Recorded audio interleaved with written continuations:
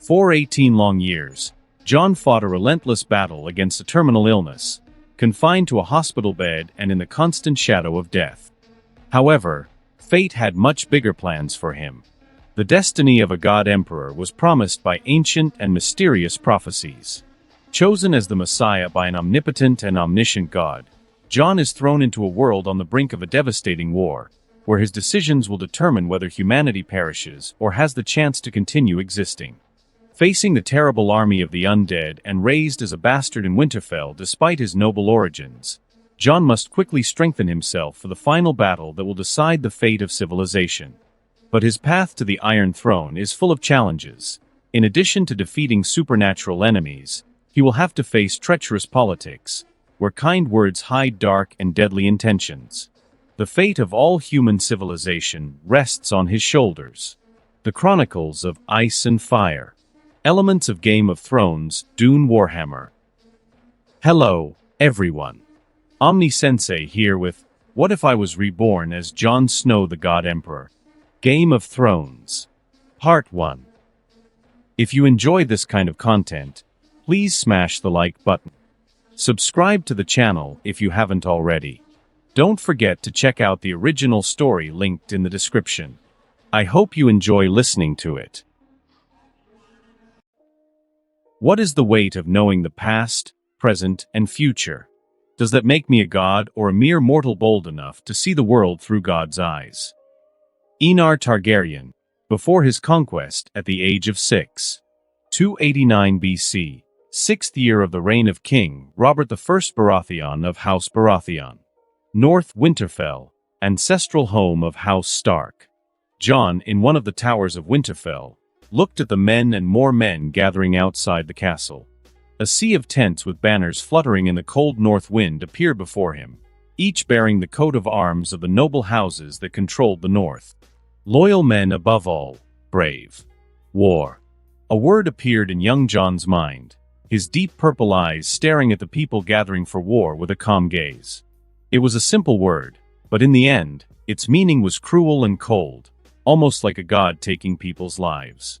War is a form of violence whose aim is to force the enemy to give up their will. The 6-year-old muttered to himself, his dark hair adorning his boyish face, a taciturn look reflected on his face. The kraken will drown while the deer, the lion, and the wolf feast on its corpse. He muttered again, feeling the cold breeze against his face. Although cold, he felt strangely at peace. Jon knew how this war would end before it had even begun. He had seen every important battle, the notable commanders of each side. Some ended up dead, and the kraken would mourn as it was forced to lose its last male offspring. War. Do I want a war in my name? Jon asked himself, looking at the men excited to go to war, sharpening their axes, swords, and hammers. He imagined himself commanding these men, and the conclusion he felt was an enormous weight on his small, fragile shoulders. Jihad. A word that sent shivers through Jon's body. He shuddered from head to toe. He felt like a mountain was weighing on his head. The overwhelming feeling of anxiety welled up in his chest. Cries of the dead and prayers rang in his ears like a chorus of completely opposite dualities of good and evil. Control your emotions. Fear kills the mind and erodes your resolve. Jon muttered gradually, regaining his rationality. The feeling of anxiety gradually disappeared. In his eyes, all the men outside Winterfell were animals with no control over their emotions. But if he thought about it from that perspective, he too was an animal.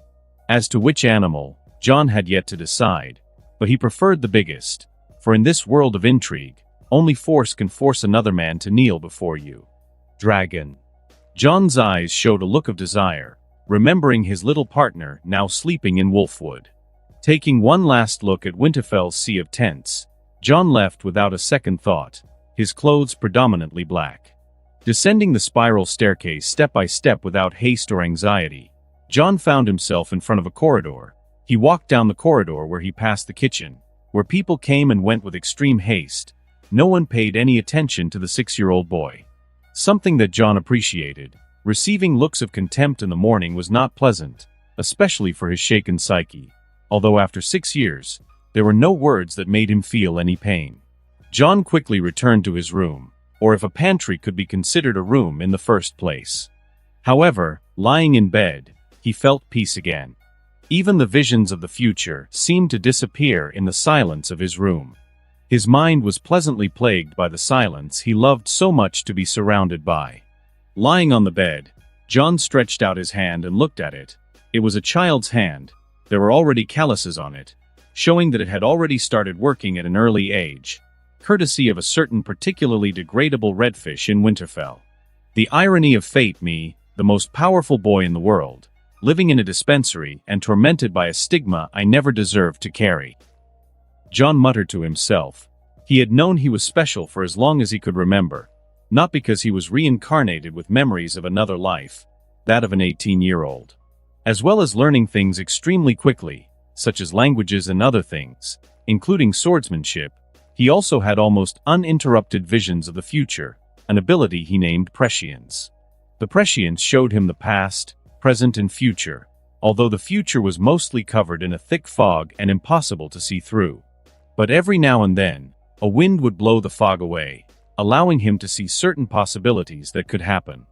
For John, it was more normal to see the past than the future, so he knew he wasn't the son everyone thought he was. However, even without the prescience, he would have known that he wasn't the son of the Lord Paramount of the North. The color of his eyes and having to dye his hair every week was a good indication of that, Lyanna Stark. A whisper escaped John's lips. He couldn't help but smile remembering the visions of the past he had seen earlier. The 16-year-old girl who was his mother was a free spirit of nature, a nymph. She was beautiful in every way, noble in character and soul, and his father Rhaegar, although not as noble in character, was a man of respect tormented by the same visions of the future, although nowhere near as powerful as his prescience. Did John resent his father and mother because of the cruel fate they had placed him in? The answer was no. How could he blame two people in love for loving each other? Besides, the entire responsibility of a kingdom couldn't be placed on just two people. It was a chain of events that resulted in the entire downfall of the Targaryen dynasty, a chain of events that stemmed from the Dance of the Dragons. Moreover, even without Rhaegar, the noble houses of Westeros would still rebel because of his grandfather, as Aerys Targaryen had chosen to detonate King's Landing with thousands of barrels containing wildfire. With Jaime Lannister still being forced to kill the king and earn the epithet of Killer of Kings. The North would rebel because of the deaths of their lord and the death of the heir of the North. The Riverlands followed along with the North because of the alliance between both great noble houses. The Vale, which started the war, and Storm's End would also join the rebellion because of Robert's loyalty to his stepbrother, Eddard Stark. The Tyrells would still side with the crown, and the Martells would still hate the Lannisters. At the end of the day, the war would still happen. Rhaegar and Lyanna were just other people's tools to incite the war faster. John liked to see the past, to learn from the mistakes of others so as not to make the same mistakes. It was his way of learning to live in this medieval world that seemed stagnant in time. He liked to see the conspiracies unfolding behind the walls and epic deaths over the years, such as the death of Daemon Targaryen and Aemon Targaryen in the Eye of God. My new family is complicated, John muttered to himself, yet he was happy to have another chance to live with a healthy body. Only he knows what it's like to spend a lifetime agonizing in pain, while spending his days slowly rotting in bed without being able to move his body. So, even in the current harsh circumstances, he was happy to live again. He was healthy and able to move freely. He would build a future with his own hands, and he currently had a family who loved him, even though his uncle's wife was someone despicable in his eyes. Future, future and future, another tired word came from John's lips. There were things that even if he knew would happen in the future, he couldn't change anything. Even if he escaped to the most isolated desert in the world, even to the deepest sea and the highest place, there would be wars in his name, for so fate had decreed for him. No matter how much he escaped the fate decreed for him, it would still be by chaining him to a noble but equally terrible purpose. He would sit on the Iron Throne for a single purpose: the salvation of mankind. Fear kills the mind. Rhaenyra Targaryen, God Emperor of Planetos. Visenya Targaryen, the first queen of Westeros, looked around to see where she was at the moment. She found herself in what looked like a dark infinite space, Below her was a bridge made of a material that resembled dragon glass. Two different extremely bright colors intertwined inside the dark crystal, these colors branching out like tree roots to all sides. With no option to walk sideways, she walked across the crystal bridge. Every time she stepped onto the bridge, the black crystal around her feet lit up, following her footsteps as she walked across the bridge. Visenya was calm. Not many things could make her nervous or afraid. The Dark Sister was ready to be drawn from her scabbard at any moment, eager to drink the blood of her enemies at any moment. The first queen of Westeros didn't know how long she had been walking, but her journey had finally come to an end. The queen's lilac eyes fixed themselves almost instantly on the small figure at the end of the crystal bridge. She could recognize the white gold hair, a very rare color, even when Valyria was still standing. Reaching the boy's side, Visenya didn't speak to him and looked at what lay at the end of the bridge. It was an extremely beautiful place. Under a dark background, lights of different colors intertwined with each other, creating what looked like a circle of bright lights. It's the nexus of all time and space, a place where the mere concept of time is irrelevant. Here, even a blind man could see some scenes from the past, present, and perhaps with luck, the future itself. Visenya heard the child speak in a calm voice. He sounded like a small adult, a taciturn look, with a slight sadness reflected on his face. A look that reminded one of her brother/husband. Aegon always made the same expression when he had dragon dreams. "What's your name, boy?" Visenya asked with a regal tone worthy of a queen long in power. A powerful queen who didn't take disrespect lightly. She even wanted to burn Old Town with Vagor to show her power. The boy looked at her, causing the queen to notice the beautiful dark purple eyes looking back at her with a hint of curiosity reflected in his eyes. "Due to less than pleasant circumstances, I am currently known as Jon Snow, Your Grace," he replied, causing Visenya to once again show an expression of surprise. The boy in front of her shouted his Valyrian descent from head to toe, but he was still called Jon Snow, a name she knew was given to bastards from the north. "And your other name?" Visenya questioned the boy once more. The curiosity in her eyes could not be hidden. Everything from the beginning that appeared in this place seemed too incredible. She tried to remember the last memory she could recall, but she couldn't find out anything about it. Enar Targaryen, rightful heir to the Iron Throne, and currently living with a mere bastard in the north. If before the boy's words had surprised her, now she was completely incredulous. "And why is the rightful heir to my noble house living as a bastard in the north?" she asked, her voice regal and full of fury hidden in her apparently calm gaze. Those lilac eyes stared at the boy, waiting for his answer. It seemed as if there was a flame burning in her eyes. Looking at the elderly woman next to him, Jon couldn't help but smile. The woman believed his words without any hesitation. He could feel her fury, indignant at his situation. She was furious for someone she had never met.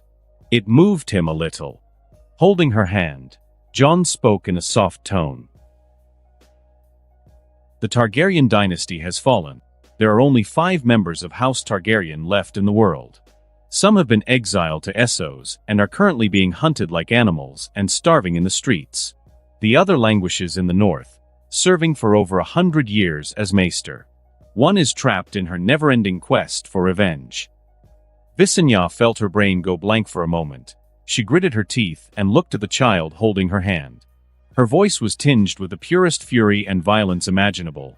"How is this possible, and who dared touch my family? Dragons are now extinct. Most were killed in the Dance of the Dragons, a civil war between House Targaryen. Still, the Targaryen dynasty survived for over 170 years without dragons, only destroyed by my grandfather who went mad and did every atrocity no king could commit." Jon explained calmly as his eyes stared into the nexus of time and space. He already had an idea of who this old woman next to him was, and why she was in this place that only he could enter. The Shadow Sister on the scabbard was a clear indication of her identity. Visenya was silent for a moment, not knowing what she was thinking. Turning to the boy holding her hand, the rightful heir to the Iron Throne and House Targaryen, she spoke with a cold, indifferent tone. "Boy, I'm going to teach you something you mustn't forget. A king bows to no one, does not care about the opinions of others or even respect the law. We are Targaryen and we bring fire and blood to our enemies. Your grandfather was weak, that's why he died." Jon couldn't help but cluck his tongue in admiration. The woman was truly strong as written in the books he had read. Visenya Targaryen, Knight of Vhagar and bearer of the Dark Sister, first Queen of Westeros and mother of Maegor the Cruel. "It may be true what you say, Your Grace, but it's been a long time since we've had dragons to force the other houses to their knees. Aegon V tried to make some reforms for the good of the people, but over the next month, numerous nobles blocked his reform plans. There were many talented kings like Aegon V, Mikar I, Daeron II, but without dragons what could House Targaryen do to fight the huge armies of the great noble houses?" Jon replied with a sad tone. What was sadder for a talented ruler without the power to make his reforms? Visenya stroked the boy's white gold hair and spoke in a softer tone. "My descendants were good at keeping the dynasty going for so long without dragons." There were no lies in her words. She really admired the achievements of her descendants, for without dragons, even Aegon would be helpless to conquer an entire continent. "What have I come here for, boy?" Even though she didn't know what was going on, Visenya knew that something was very wrong, for she was talking to her descendant from hundreds of years in the future. "You're dead, my subconscious knowing that I needed proper teachers for me to learn to rule, brought your dead consciousness from a different time-space to this place, the nexus of time and space." Jon commented in a gentle tone, afraid of stressing out the former queen of Westeros. But to Jon's surprise, the queen was apparently very calm, showing no reaction of surprise at his words. Visenya, on hearing that she was dead, wasn't surprised. She was talking to her descendant from the future. There was no way she could be alive. But although she didn't want to admit it, deep down she was sad to hear that she was dead. She wanted to see what her son's reign would be like. "Is the long night coming again?" Visenya asked, pushing those feelings aside. At this moment, she had an even greater responsibility. Jon wasn't surprised to hear Visenya's question. It was obvious that her husband had told her about the Song of Ice and Fire. Yes, along with it, an army of hundreds of thousands of undead who don't need to eat, rest, or even feel pain, as well as being almost immortal, being killed by just 3 things. Visenya's face turned grim. Apart from the long night, his descendant had to deal with an army of undead, fight all that without dragons. Looking at his calm face, the queen couldn't help but admire her descendant. Even her son Maegor, or Aenys Trash, are no match for this child with a name less than 10 days old. "You'll make a good king, Enar," Visenya commented, ruffling his hair with a touch of tenderness in her eyes. "Unfortunately, without dragons, your journey will be difficult, even with my teachings." She spoke with a helpless tone. It was completely unrealistic to fight an undead army without dragons. "Who says I don't have a dragon?" For the 3rd time, Jon's words surprised Visenya. Visenya laughed and spoke in an amused tone. "I didn't know you were the father of dragons. Forgive my ignorance, Your Grace." "I'm a magnanimous prince. You're forgiven, my queen." Jon joined in the banter and spoke with a smile. "Now let's begin your training." Visenya spoke, unsheathing the Dark Sister, making Jon's face show obvious helplessness. He felt he was going to suffer a little. "There is no escape. We pay for the violence of our ancestors," thought Enar Targaryen under the hate-filled eyes of King Baratheon. Jon awoke in his bed, his eyes calm despite the incredible experience that had just taken place. Meeting Visenya Targaryen, the first queen of Westeros, was a pleasant encounter that he had not foreseen with his prescience. He quickly realized that time in the time-space nexus was different from the real world. He had spent days training with Visenya, but looking out the window it hadn't been more than a few hours. It looked like he had taken a simple nap. Remembering the old but undeniably strong woman pointing her sword at him, Jon felt his lips curl into a smile. Getting out of bed, he walked over to a bucket and washed his face. It was his favorite time of day, breakfast, and perhaps the last breakfast he would have with his uncle before he went off to war again after 6 years of rebellion. After making sure there was nothing wrong with his clothes, Jon left the room without a second thought. The corridors of Winterfell were busier than ever. Warriors and more warriors passed him, some looking at him with curiosity, others with thinly veiled disdain. But most ignored him as if he didn't even exist. Jon didn't know if it hurt more to be despised or ignored, but he was used to such looks and continued his walk until he reached the mess hall where everyone ate every morning, lunch and dinner. Opening the doors to the hall, Jon found his family eating along with several other northern lords, the most prominent of whom were Big Jon of House Umber and Jorah of House Mormont, along with his aunt Meage Mormont.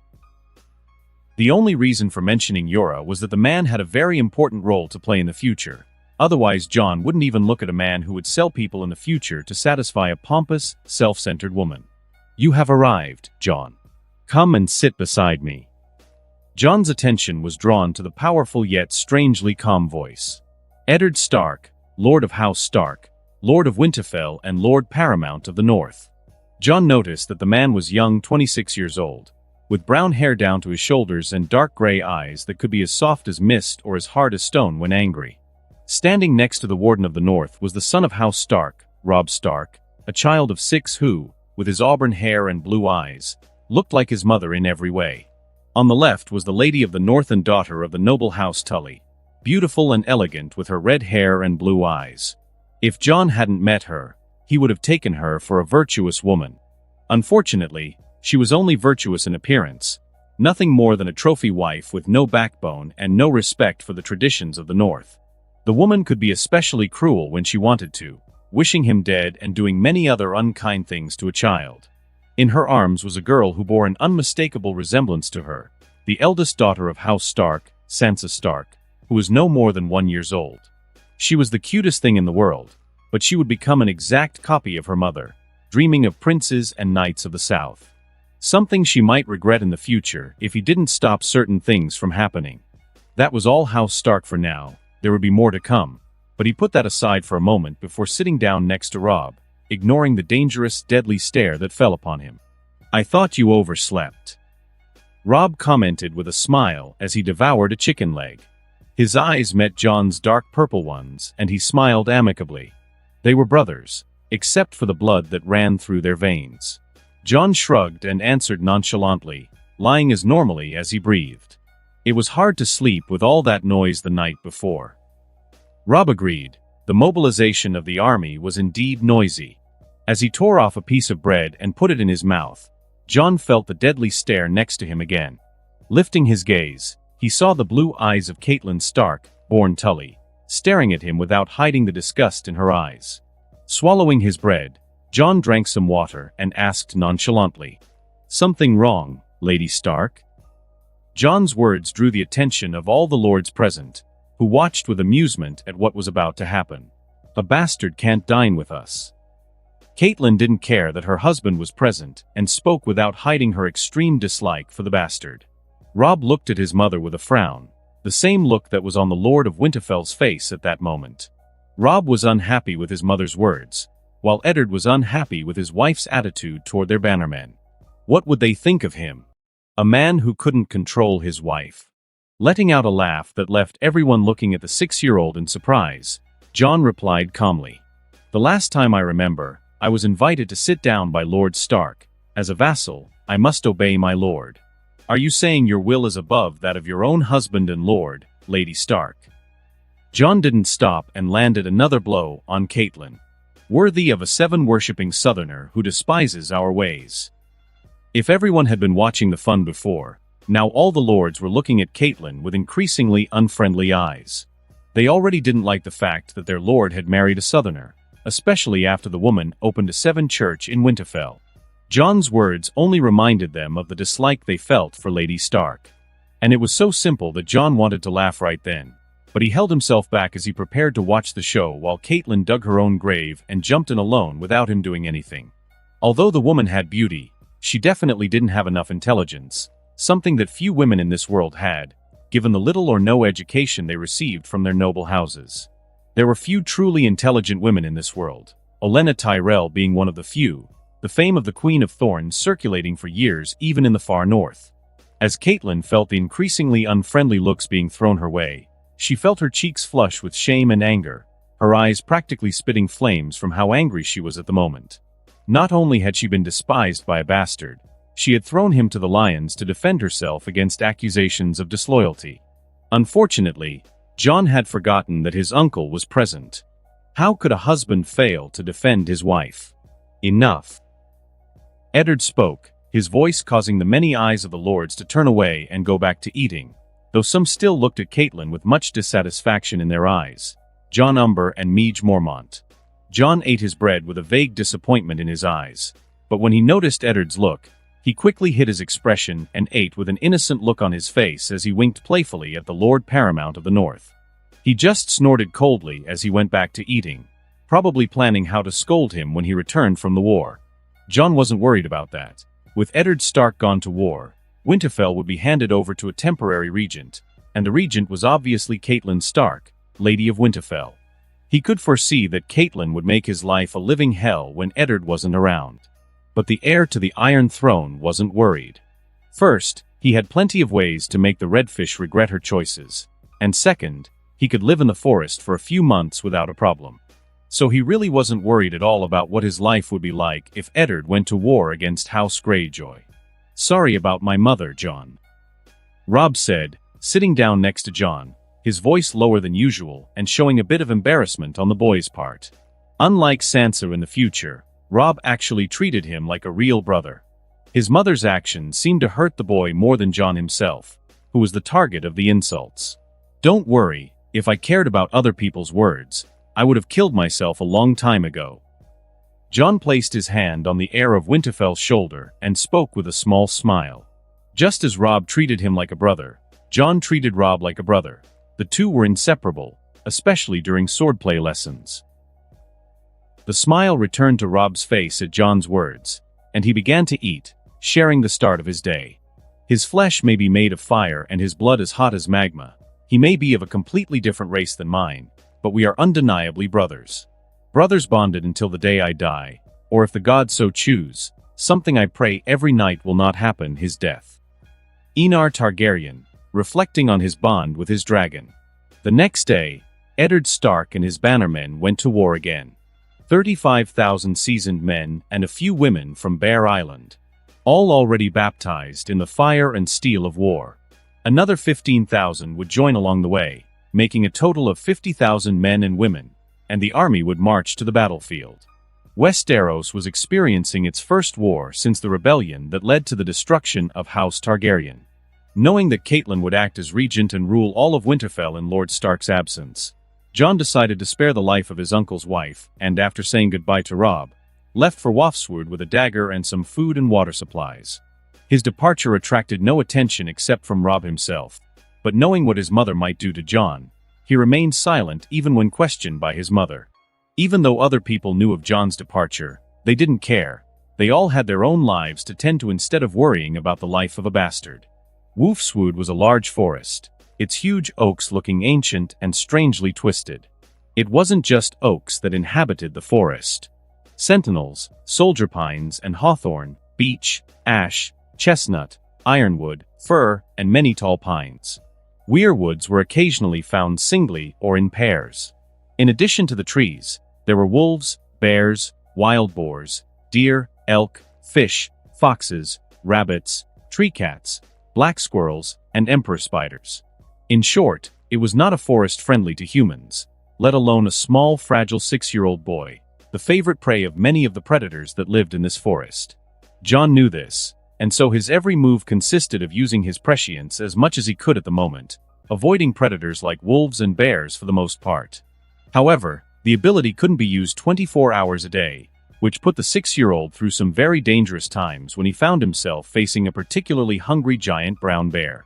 If he hadn't been much more agile than the bear and hadn't managed to escape after circling the trees and squeezing into small, narrow spaces, he would probably have had to fight a bear at the age of 6, not an easy task with only a dagger. A distance that should have taken half a day stretched into 5 long days. And at the end of the 5th day, Jon finally came to a relatively open clearing in front of a huge stone wall, the entrance to a cave. Tired, dirty, and hungry, Jon sat down on the green grass and looked at the cave entrance. Seeing no movement from it, he focused his gaze on the stone wall, where there were claw marks that no normal animal could ever make. They were huge marks, almost the size of a relatively tall person. If anyone had seen them, they would probably have been frightened, wondering what gigantic monster had made those marks in the hard stone. Curiously, there were other claw marks on the stone, but of a different size, almost as if to show the gradual growth of the beast. Observing the marks for a while, John concluded that his favorite winged reptile had grown again since the last time he had seen it, about a year and a few months ago. Noticing the twilight shadows on the surrounding pines, John knew that another night was quickly approaching. Without wasting any time, he began gathering dry twigs and stones to build a fire. Normally, he wouldn't dare build a fire in the middle of the forest, but since he was in the territory of a predator of the highest rank in the world's food chain, he knew that many large animals would never come close to where he was. After some effort to light a spark with 2 stones, John found himself warming himself in front of the orange flames of the campfire, warding off the terrible and deadly cold of the north. He reached into his pack, pulled out a dead squirrel, and without hesitation and his knife, began to clean the squirrel, apparently his meal for the night. If it was difficult to survive in the forest during the day, the level increased dramatically at night. While waiting for the squirrel to be ready for the fire, John noticed that the darkness had already consumed everything around him. He could barely see a meter in front of him. Wolf howls could be heard deep in the forest. The whole forest seemed to be waking up, and so did its predators. John was not intimidated by the sounds of the predators. He had already spent 7 days in the forest before, something that made his uncle dig up almost every stone in Wolfswood looking for him. This time, though dangerous, was even easier as his powers matured. A tantalizing, juicy smell hung in the air as hunger ravaged the empty space in John's stomach. Suddenly, the sound of footsteps from the cave entrance caught the 6-year-old's attention. The footsteps were heavy and came with a sound that resembled something dragging, trills and guttural roars that reached John, causing his lips to lift in a very happy smile. After all, it had been so long since they had met, he was very happy right now. As the footsteps came dangerously close, John felt the temperature around him rise as what he assumed to be sulfur and smoke hung in the air along with the breeze. A pungent and even unpleasant smell to most people, but to him it was a comforting scent that represented the greatest power in the world today. Suddenly, out of the darkness that engulfed the forest, a huge draconic face emerged, its crimson scales partially illuminated by the flickering orange light of the campfire. Anyone else would probably have a heart attack when they saw a huge head the size of a meter appear next to them. But no John. He wasn't at all surprised or frightened by the huge head appearing next to him. He looked at the dragon with a smile that showed his impeccable white teeth. "I see you're all right, you greedy dragon." John spoke in High Valyrian, the legitimate High Valyrian, not the bastardized versions of the 9 free cities. The language was so beautiful that to other people's ears what he said was no different than singing. The dragon gave a seemingly dissatisfied trill at his words and rested its huge head on the ground next to its rider. The red eyes, like hot coals, stared at John with an unyielding but strangely calm gaze. "It's good to see you too, Caraxes," John said, stroking the warm scales of the draconic face with a smile on his lips. He couldn't have been happier to be beside him right now. For 144 years, the world didn't know it, but in the year 283, after Aegon's conquest, dragons came back to life. He was born from an egg mysteriously laid in a cave in Wolfswood on the same day John was born. After he was born, John, who was still a baby, saw the dragon being born through prescience, even though they were thousands of miles apart. Without knowing each other personally, they formed a bond that ignored distance. Looking away from Caraxes, John picked up the squirrel that looked ready to eat, and instead of starting to eat it, he cut it in half with his knife. He kept one half and the other half went into Caraxes' mouth, which did not fill the gaps in the crimson beast's teeth, but it was not hunger that mattered at that moment, but companionship and the act of sharing the same food. Something that has been used since ancient times to establish friendly relationships and to show one's character and nobility in front of others. After all, even a cruel man doesn't refuse food after a long walk. Taking a bite of the roasted squirrel, John looked at his companion and commented, spitting out a few small bones. "Even if you only fly at night, there are still many reports of a crimson beast flying through the skies." Caraxes let out a high-pitched trill and turned his face away, making John roll his eyes at the dragon's stubbornness. John knew very well that Caraxes hated hiding. The dragon wanted to be free and untamed as he should be, and he hated being separated from him even more. "I know you don't like to hide, but it is of utmost importance to me that you grow up in silence. I ask you to wait 6 years, and we will bring the flames of war back to this continent." Still speaking in High Valyrian, Jon stroked the dragon's crimson scales and spoke in a persuasive tone. He was not Carrick's master. Their status was equal. Though reluctant, the dragon responded by poking Jon's small body with its head, almost causing the 6-year-old to trip and fall. Jon just laughed and continued to eat, enjoying the presence of someone he considered a friend and brother. When religion, royalty, and hard times go hand in hand, it's a sign that a real hell is about to break out. And the end will certainly not be kind to me or my children. Aenar Targaryen thought as he watched the people kneel before him, worshipping him like a god. Jon rose early, as he had for the past month. Within the nexus of time and space, his fencing lessons, dragon riding, and blood magic lessons had become a routine for him. Visenya Targaryen didn't hold back when she spoke of the entire legacy of House Targaryen, knowledge lost in suspicious fires clearly orchestrated by people who didn't want to see magic spread throughout Westeros. He had an idea of who had been slowly and patiently destroying House Targaryen's legacy: the Faith of the Seven and the Order of the Maesters. Both organizations with extreme power and influence in Westeros, and the main culprits behind many of the tragedies that had befallen House Targaryen. Revenge that Jon would bring with fire and blood at the right time. Blood magic, however, was a strange art. Not only could it be used to prolong one's life through sacrifice, but it could also change the body of the user, if they so wished.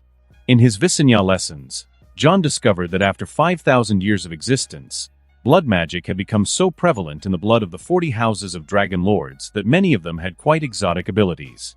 Some could control multiple swords with their minds, while others were faster and stronger than any living human. The creation of chimeras was just the tip of the iceberg of blood magic. They had so many uses and tools that were sadly lost when Valyria sank into magma and death. Although it was an interesting art, Jon didn't care much for it. The Targaryen gained the ability to predict the future through sleep, known as dragon dreams, but this ability became ridiculously strong in him due to prescience. Something that Visenya agreed with, saying that he was the most talented Targaryen in 5,000 years. To the point of being able to see the past, present, and future at will. Yawning, Jon left the cave and found himself standing in front of a huge crimson creature warming itself in the sun. It was about 20 meters long and twice as wide with its wings fully outstretched. Note, 20 meters is about 65 feet. With 2 short hind legs and 2 large wings for forearms, a hideous triangular face covered with scales along a long slender neck, the small horns pointing upward resembled the face of a demon, similar to the face of Carrax's in House of the Dragon. Its chest was strong, imposing, and muscular. Along the spine, spikes of fins protruding upward looked especially fierce and intimidating. The huge, strong body looked extremely intimidating. The huge dragon was covered with shiny crimson scales that shone like metal plates. However, because it was a young dragon, its scales didn't have the strong defensive power to stop even a scorpion's arrows. Something only adult dragons could do. The dragon was obviously Carrax's, Jon's dragon. Just like his rider, the dragon was about 6 years old, but as big as a 40-year-old, showing that rider and dragon were obviously special. After all, dragons couldn't grow that fast, but it just showed how special Carrax's and his rider were. Good morning. Jon greeted his companion in High Valyrian, a language Carrax's understood. Dragons were almost as intelligent as humans, but unlike human society, where socialization was important, dragons had a very simple society based on solitude. If it weren't for ancient Valyria, dragons would never have stuck together so much. A dragon's routine boiled down to 2 things: digging caves in warm places, sleeping, eating, and when it was time to mate, mating with a female. Carrax's opened his eyes when he heard the greeting, but closed them the next second as he let out a high-pitched trill, not moving a muscle and staying warm in the sun. Jon didn't mind and walked towards the stream near the clearing, about 100 meters away. The biggest advantage of living near a dragon was that large animals rarely entered his territory. Washing his face with the cold but clean water of the stream, Jon opened his eyes and looked at the woman dressed in red on the other side of the stream, a graceful smile on her red lips while her ruby-red eyes stared at him with a warm intensity. Behind her, dozens of men and women also stared at him with a fantastic light in their eyes. The woman who seemed to be the leader of the group was wearing a beautiful red dress, which, by the way, was perfectly clean and unscratched despite being in the depths of a forest, and a beautiful necklace with a ruby adorned her graceful neck. Her curly black hair fell over her shoulders and breasts. Jon couldn't help but feel an enormous weight at the sight of the woman. It wasn't fear, but a feeling of helplessness in the face of fate. He could feel the leash of destiny around his neck, preventing him from rebelling. In the eyes of the woman before him, he was the chosen one, the Messiah, the personification of God walking in the mortal world. But in Jon's eyes, he himself was a prisoner with a glorious destiny, but a prisoner nonetheless. When the woman tried to speak, Jon ignored her and returned to the clearing, apparently not wanting to engage her in conversation. Kinvara smiled as she watched the beautiful child disappear and followed in her beautiful gown, which seemed uncomfortable in the harshness of the forest, but her helpers, the fiery hand, devotedly cleared the path for her. High Priestess, the Child of Light? Another red-haired priestess asked with a worried expression. They had come to Northwesteros to find the Son of Light, but apparently the Son of Light himself didn't want to see them, as evidenced by the angry look on his face when they saw him. Don't worry, Melina. The Lord of Light will clear up your doubts soon. Kinvara replied with a gentle smile as she continued to stare at the beautiful child's back with a look that would probably make many people on Earth mistake her for a pedophile. Melina let out a tired sigh as she listened to the High Priestess' words. She could feel the weakness in her body, and even the resistance to cold and heat she usually possessed seemed to weaken. They had spent a lot of magic to camouflage their appearance to infiltrate the North in the middle of a war. But her faith never wavered for a second. On the contrary, the difficult and deadly journey only strengthened her and everyone else's faith. It happened the moment they saw the child looking at them with his beautiful purple eyes. Kinvara had walked about 100 meters when she finally crossed some trees and found herself in front of a clearing. The eyes of the High Priestess of the Red Temple of Volantis focused almost instantly on Jon beside the gigantic crimson beast. A smile appeared on the High Priestess' lips at the sight of the beautiful and deadly creature's color. This was obviously another sign from the Lord of Light. Kinvara could hear the gasps of fear and admiration from her subordinates, some of whom even knelt on the ground and bowed before the child and the dragon. She was pleased to see the people's devotion to the Son of Light, the one who would bend the world to his will and bring hope for the battles to come in the years to come. But though the priests and priestesses and the fiery hand seemed happy, Caraxes didn't like the ants invading his territory. The huge head of the dragon moved towards the group of people with a menacing growl. Ruawa. It opened its mouth and let out a deafening roar while a crimson flame glowed deep in its throat, ready to consume the intruders. And to the secret relief of Kinvara and the others, Jon spoke in High Valyrian with a calm tone as he stroked the dragon's neck. Calm down, Caraxes. They're not food, at least not yet. Though dissatisfied, Caraxes closed his mouth and looked at the intruders, expressing his dissatisfaction. Hunt a deer or something big to calm the dragon's anger. Kinvara ignored Jon's words in High Valyrian, a language she understood, and ordered in a calm voice, looking at her subordinates who nodded and fiery hand quickly walked toward the forest. Turning to look at Jon, she clasped her hands together on her stomach and gently bowed forward as she introduced herself. Allow me to introduce myself, Son of Light. I am Kinvara, High Priestess of the Red Temple of Volantis, the Flame of Truth, the Light of Wisdom and the first servant of the Lord of Light. Currently only Jon Snow. Looking at the beautiful woman, Jon replied in a calm, unconscious tone, his voice carrying a hint of majesty he hadn't noticed from spending so much time with Visenya. Manipulation is an essential art for any worthy monarch. My father was a master of this craft. His sweet words and overwhelming charisma made it impossible to say no, even when we knew his requests were questionable. In the end, before we knew it, we were at his feet, worshipping him as a supreme being. In God Emperor of the Planetos, The Life of Enar Targaryen by Princess Alysanne Targaryen. Looking into the eyes of the woman in red, Jon knew that behind the calm, elegant, and composed look she displayed was a mad fanaticism that, if he asked, the woman could burn the entire continent without question if she so wished. Jon looked away from her and focused his gaze on Caraxes, his brother still angry that the intruders had entered his territory. He could see that if there was any sign of hostility towards him, Caraxes would turn everyone to ash in a matter of seconds. Easy, brother, we fly at night, Jon spoke in High Valyrian, his whisper seeming to calm the Crimson Dragon's wrath. Caraxes took one last look at the ants that had dared to enter his territory and returned to the cave with his heavy footsteps. The entrance to the cave obscured his huge crimson body. I have to admit, you're very brave to come to the north in these times of war. Sitting by the fire, Jon commented as he tried to rekindle the fire to cook his breakfast, a rabbit he had caught the day before.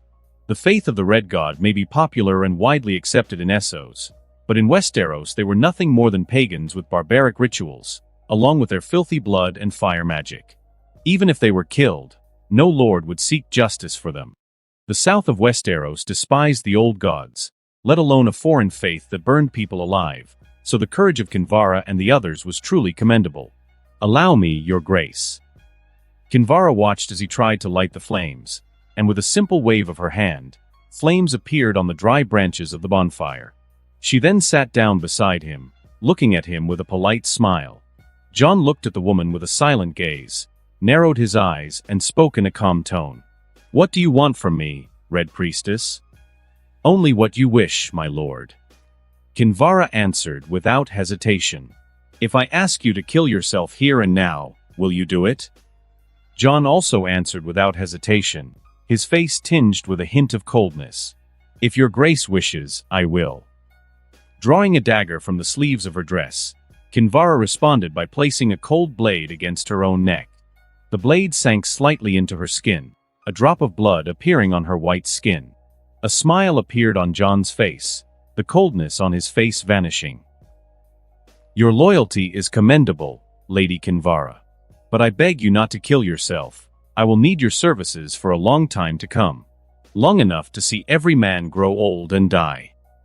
An equally happy smile appeared on the priestess' lips, Jon's words not unlike the most beautiful song in her ears.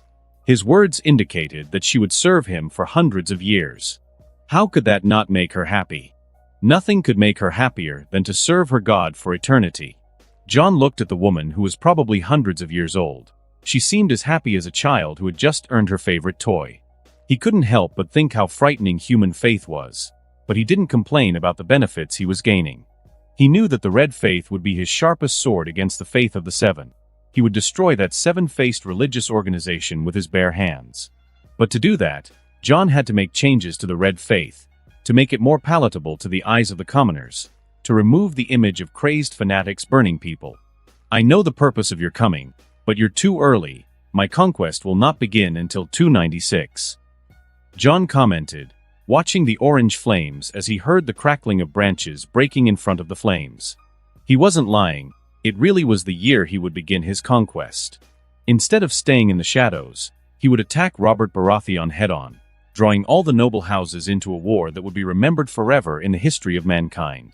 Kinvara couldn't help but notice that Jon was simply brilliant, not at all like a 6-year-old boy, but a man in a child's body. What 6-year-old boy could conspire against an entire continent at that age? But it only reinforced what she knew about the Son of Light. He will bring hope when the eternal night comes and take humanity to a new level, one that no king has ever reached, even in the mighty old Valyrian Empire. The red faith is yours, your grace. Our swords, our magic, our bodies and our souls are yours.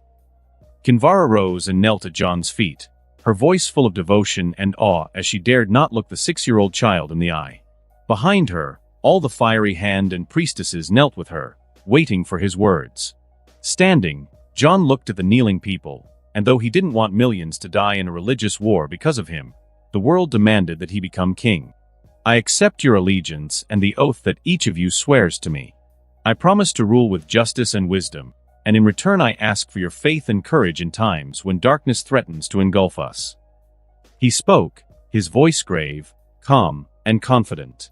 When Jon finished speaking, everyone stood up and looked at him with excited and fanatical eyes, and under his confused eyes, Kinvara gestured to his subordinates and a man with a silk package in his arms approached. Your Grace, this is a gift prepared by the God of Light. Kinvara spoke, taking the silk package and handing it devoutly to Jon, who accepted the gift without a second thought. He removed the silk that wrapped the gift and a sword appeared in Jon's arms.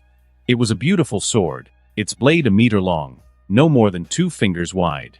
The most beautiful thing about the sword was the blade itself, pale as milky glass, as if the light bathed the sword in its golden glow. The guard was made of silver, with beautiful intricate patterns in the metal, and there were 2 rubies at the ends of each guard. The hilt, like the guard, was made of silver with beautiful patterns carved into the metal, and the pommel was a ruby the size of an egg. It was truly worthy of a sword wielded by kings, emphasizing royal majesty and beauty. Jon recognized the material. It was meteorite iron, the same material used in the design of the legendary sword of House Dane from Starfall Dawn. However, meteorite iron wasn't exactly the most common metal in the world, especially since it was the only metal capable of competing with Valyrian steel, being even rarer than the latter. Perhaps sensing his puzzled expression, Kinvara replied in a respectful tone. "This is the meteorite that tore through the skies of Essos on the day the Son of Light was born. We recovered it, and after 4 years of forging, we were able to forge the sword that your grace will wield." Jon nodded and touched the blade with his finger. He couldn't help but feel a connection to the sword. It felt warm to the touch of his finger, despite the cold light it emitted in contact with the sunlight. Lady Leia. Jon murmured the name of the sword, his mother's name. He could imagine his uncle's expression when he heard the name of the sword. It would certainly be an amusing sight to watch. "The Red Faith has my thanks." Jon spoke, still looking at the sword, and the more he looked, the more amazed he became. His eyes even took on a phosphorescent glow that caught the attention of Kinvara and everyone else present. "Your blade will be stained with the cold blood of the enemy of mankind. It will pierce the heart of the Night King and end the long night." Jon spoke slowly, not caring if anyone heard him or not. He wanted everyone to hear him. The divination of his image was more than essential. Any king would do this. He would do it no differently. Whether it was Kinvara or anyone else present, they took a deep breath as they listened to the prophecy. The eyes of these people could no longer be called pious. They were fanatics in every sense of the word. If Jon told them to go to King's Landing and kill Robert Baratheon, they would go without a second thought. Afraid of death? In their eyes, death was just a new beginning. After death, they would go to their master's kingdom to continue serving their god, and that's all someone like them wanted. Jon knew this and manipulated his every word to satisfy the desires of these fanatics. He simply said what they wanted to hear, and they believed him, whether it was true or not. I remember once, when I was a child, cuddling on my father's lap. He told me that the faith of the people was something terrible. At the time, I didn't understand what he was saying, but later, when I saw an entire city on its knees before him, I understood. To them, he was a god. And yet he seemed so alone. Maybe that's the burden of being a god. A burden that I, too, will carry one day. Princess Alysanne Targaryen. Pre-March of the Blood. Jon bathed in the brook, oblivious to the intense cold of the water. He had never really felt cold or hot since his rebirth. The weather didn't matter to him. Maybe it was the magic in his blood, a magic of fire and ice. Both lineages were powerful enough to make anyone special, but he had both in his body. Maybe fate liked to play with other people's lives in a very ironic and somewhat sadistic way. "Can I help you, Your Grace?" Hearing the woman's voice behind him, Jon couldn't help but look over his shoulder. The woman was as naked as the day she was born. If someone in the north saw her, they would surely call her mad for bathing in the north without clothes. It was quite deadly in the intense cold of the vast northern lands. As for her body, he had to admit that the gods really did make women more perfect than men. The naked woman in front of him was simply breathtaking. Her full breasts and pink nipples, her slender body and beautiful legs. His eyes traveled down her body without hiding his gaze. "Do what you want." Jon replied, also naked. Though he had the mind of an adult, his body was 6 years old, and that was an age when you couldn't get hard even if you wanted to, something he was grateful for. With his complete inexperience with women, he was sure he would get hard when he saw a naked woman as stunning as Kinvara. As soon as Jon said this, he felt a body pressing up behind him, soft, gentle hands stroking his hair, something Jon found incredibly relaxing. Unconsciously, he leaned back, appreciating the services of the High Priestess of Volantis. "What would you like to ask, Lady Kinvara?" Jon asked with his eyes closed, almost melting at the woman's hands. Perhaps because she was a red priestess, she had a fiery aura about her that made the northern atmosphere slightly warmer. "Your Grace, I would like to ask if you have ever had the pleasure of seeing our Lord in person?" Jon heard the soft, low whisper, as if she was afraid to disturb his rest. At her words, John couldn't help but remember when he died after 18 years in a hospital bed. The funny thing was that humanity was afraid of death, but not of the pain that preceded it. John was the exact opposite. He feared the pain of living in agony every moment more than death itself. But that didn't stop him from fighting the disease for 18 long years. While other boys went to school, he stayed in the hospital, reading any book that would pass the time before the disease took away all movement. When death finally came for him, John only felt his body weaken and his senses gradually fade. In the end, only the purest darkness remained. He felt as if he were floating in a great sea as his consciousness gradually sank into it and disappeared.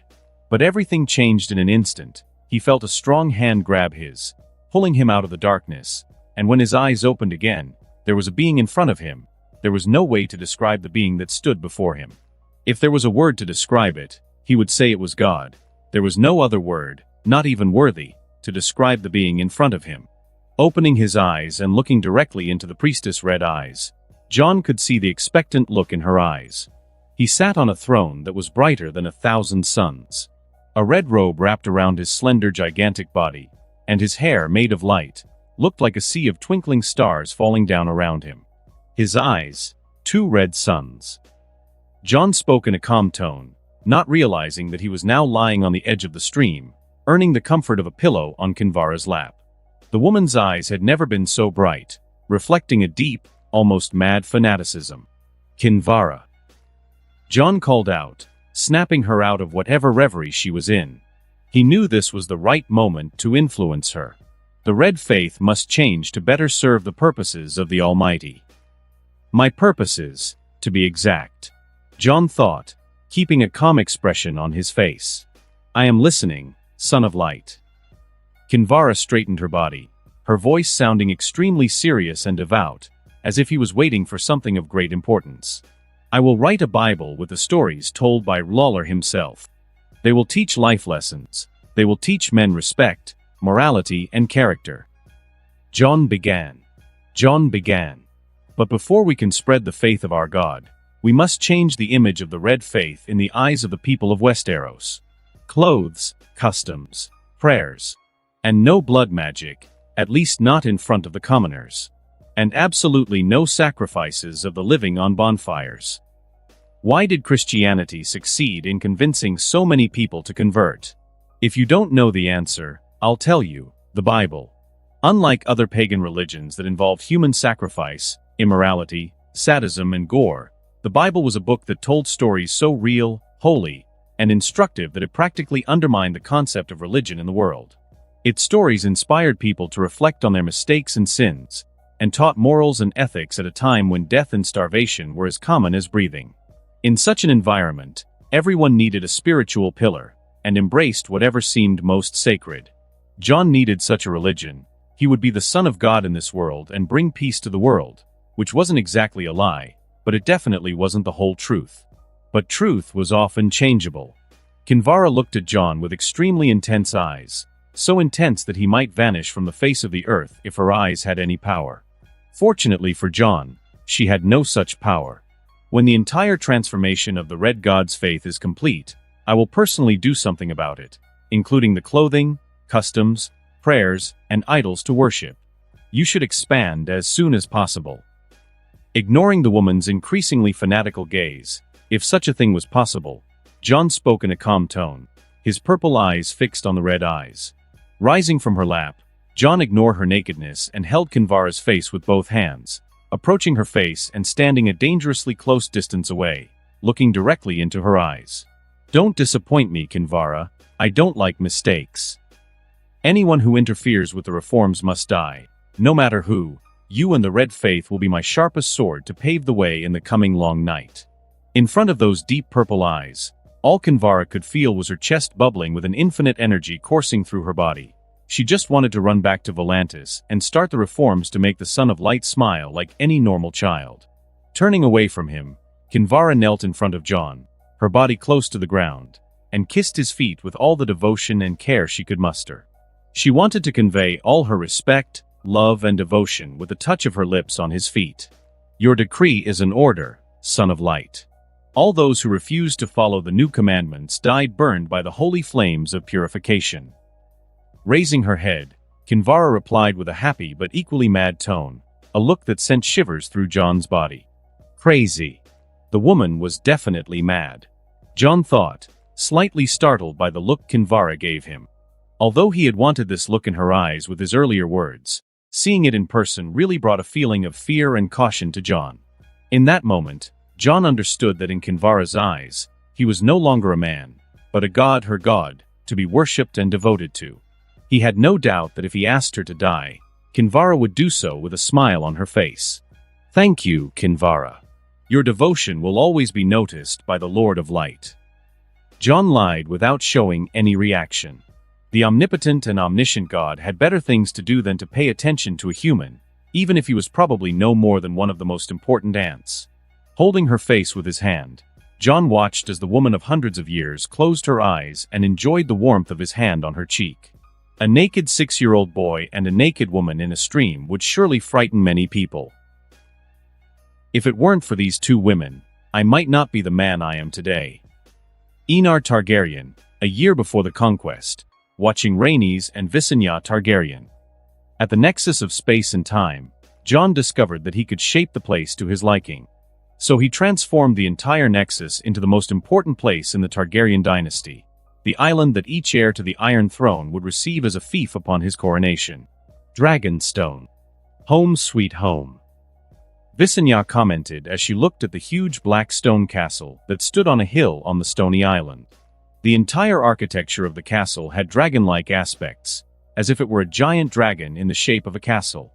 There were fierce statues of dragons and other creatures on the walls of Dragonstone. This made the whole castle not only terrifying, but especially majestic, making everyone feel awe and respect before such a monstrosity of stone, dragon fire, and ancient magic. The queen's lilac eyes turned to the boy walking beside her.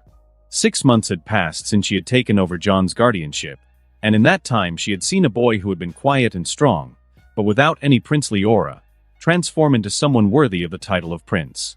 A development that Visenya watched with satisfaction. In these 6 months, she had grown fond of this future offspring. He was everything Aegon needed in a son, not only noble in character, but also talented in politics and a great warrior. Frankly, he was the son any king would want to succeed him. Instead of the two extremes of Aegon's sons, her son and Rhaenys' son. One was too strong, the other too weak, both kings lacking what the other lacked most. But as a mother, she would support her son, right or wrong. I didn't ask, but to which noble house does Dragonstone currently belong? Visenya asked as she climbed the steps leading to the castle. His eyes scanned every part of the island with a strong yet nostalgic gaze. Stannis of House Baratheon, younger brother of King Robert Baratheon. Jon replied as he studied the massive castle with a curious gaze. It was the ancestral home of the Targaryen dynasty, but when Rhaella Targaryen abandoned it, she announced the end of the dynasty in Westeros. It all started and ended here. I must say, it's a rather cruel irony of fate. Visenya muttered to herself, lost in thought. Tell me about this Stannis. Jon nodded and answered, Stannis is a complicated man. In addition to being a brilliant strategist, he's someone with a strong sense of duty and justice, so tenacious that you wonder how he can stay so focused. During the rebellion, he defended Storm's End for a year against Lord Mace Tyrell's forces, without men or food, eating whatever he could find. The only reason he didn't eat the dead was because the North had arrived and started fighting Reach's forces. Jon did not hide the admiration in his words for the man. Stannis was indeed a difficult enemy to fight. Fortunately, with a dragon and the ability to see into the future, Jon could ambush Stannis Baratheon at any time. It doesn't matter. In the face of the mightiest power in the world, even the most arrogant of kings must bow before us, or you in the future, Jon. Visenya commented with a piercing look, ruffling Jon's hair, which showed a helpless expression. Don't mess up my hair. Jon complained loudly, but Visenya continued to mess up his hair. Without realizing it, they were both standing in front of the huge gates, which were open as if inviting Visenya and Jon to enter. But whether it was Jon or Visenya, they both stopped and looked at the figure of a woman with silver and gold hair, waiting for them with a graceful, elegant smile on her lips. "You are old, Visenya." She spoke with her hands behind her back as she flashed a mischievous smile. "And you look very young, sister." Visenya replied with a strong, indifferent look. Eventually, seeing the gentle smile of the beautiful woman in front of her, Visenya's hard gaze softened slightly as she spoke in a softer tone. "It is good to see you again, Rhaenys." Yes, the woman before Jon and Visenya was Rhaenys Targaryen, second wife of Aegon the Conqueror. Rhaenys gestured for them to enter, and she walked beside her sister and the boy. "I assume my sister knows why I'm here?" Rhaenys asked with a naturally cheerful smile. "It will be a long explanation." Visenya commented in a tone of amusement that surprised Jon and even more Visenya herself. It was indeed rare for the older sister to show amusement in normal times. "If there's good wine and music, I don't mind the delay." Rhaenys replied with a confident tone. If there was wine and good music, she could entertain herself for days without caring. Visenya looked at Jon for an answer. Rhaenys followed her sister's gaze and focused on Jon, whose purple eyes flickered with a curious light as he watched the boy intently. "Impossible. I've never tried wine, so I can't just make it appear. At most, water or juice." Jon replied, feeling a touch of helplessness as he saw the two women's eyes focused on him. He couldn't recreate something he had never experienced, even if the two women wanted him to. "Never mind, a drink is always good." Rhaenys, though disappointed not to have wine, nodded and replied with a smile on her lips. Her eyes were still fixed on the beautiful child walking beside her older sister. The boy screamed his Valyrian ancestry from head to toe and possessed a princely aura, though he walked and acted like a commoner. Ignoring the gaze of the second queen of Westeros, Jon followed the two women as they gazed curiously down the corridors of Dragonstone. "By Valyrian, how could our family be so foolish as to lose our greatest weapons? It's a miracle the dynasty has lasted nearly 200 years without dragons." Rhaenys let out a groan of frustration as she held her head in denial. The news of her death wasn't as devastating as she had expected. In fact, she took it in stride. After all, it was perfectly normal to be dead after being crushed by Meraxes, her dragon. But the news that the Targaryen dynasty had fallen shook her to the core. Whether it was her or Visenya, they had both come to this continent to save the world according to Aegon. But knowing that they had failed despite all the effort, sweat, and blood they had shed really brought a huge sense of despondency to the naturally cheerful woman. "Besides, Visenya, you taught the heir of our noble house to act like a bloody barbarian warrior who only knows how to command armies." Rhaenys looked at her older sister with a discontented expression. The very thought of a fool who only knew how to swing a sword being in charge of the fate of the world gave her a headache. Visenya didn't like being scolded by her younger sister at all. "Jon doesn't need me to teach him other things. The boy is smarter than 40-year-old Aegon," she said, obviously prouder of Jon than he was of himself. Rhaenys snorted coldly and looked at Jon with disdain. "He behaves like a commoner. His posture is not upright enough. He holds a cup as if it were a glass of cheap ale. He does not express confidence in his movements. He does not project strength when he walks. His hair is not perfectly combed. He dresses like a filthy savage." Jon was extremely embarrassed to hear such a long list of faults. He had never imagined there were so many. He had always thought it was normal to act like this, but he soon realized that these were things he had carried over from his past life into the present. But when you think about it, it was normal for him to have so many flaws in Rhaenys' eyes because Jon was never someone powerful in his past life. He was just a sickly 18-year-old boy with extraordinary resilience and willpower who spent most of his life in bed. So, despite his current status, it was quite normal for him to have so many flaws. Visenya frowned when she heard that, but when she looked at Jon, she did see the flaws Rhaenys mentioned, although the hair thing was her fault. Thinking back, she also realized that she had only taught Jon how to hold a sword, how to use blood magic, how to ride a dragon, and how to command armies. No more and no less.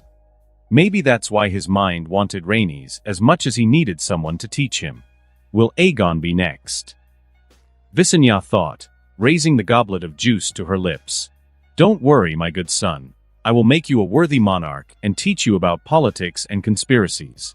If I let Visenya teach you, you'll be a fool who thinks only of solving everything with dragons and steel." Rhaenys looked at Jon and spoke in a soft but amused tone. The idea of teaching Jon really made her happy. Even though it was true, Visenya couldn't help but frown when she heard Rhaenys' subtle sarcasm. Coldly snorting, she looked at her sister with dissatisfaction but remained silent. With Rhaenys' help, Jon could get a better education, at least in the subjects his younger sister mentioned. Hope. A terrible weapon capable of bringing down entire dynasties and empires, and I hold it in my hands.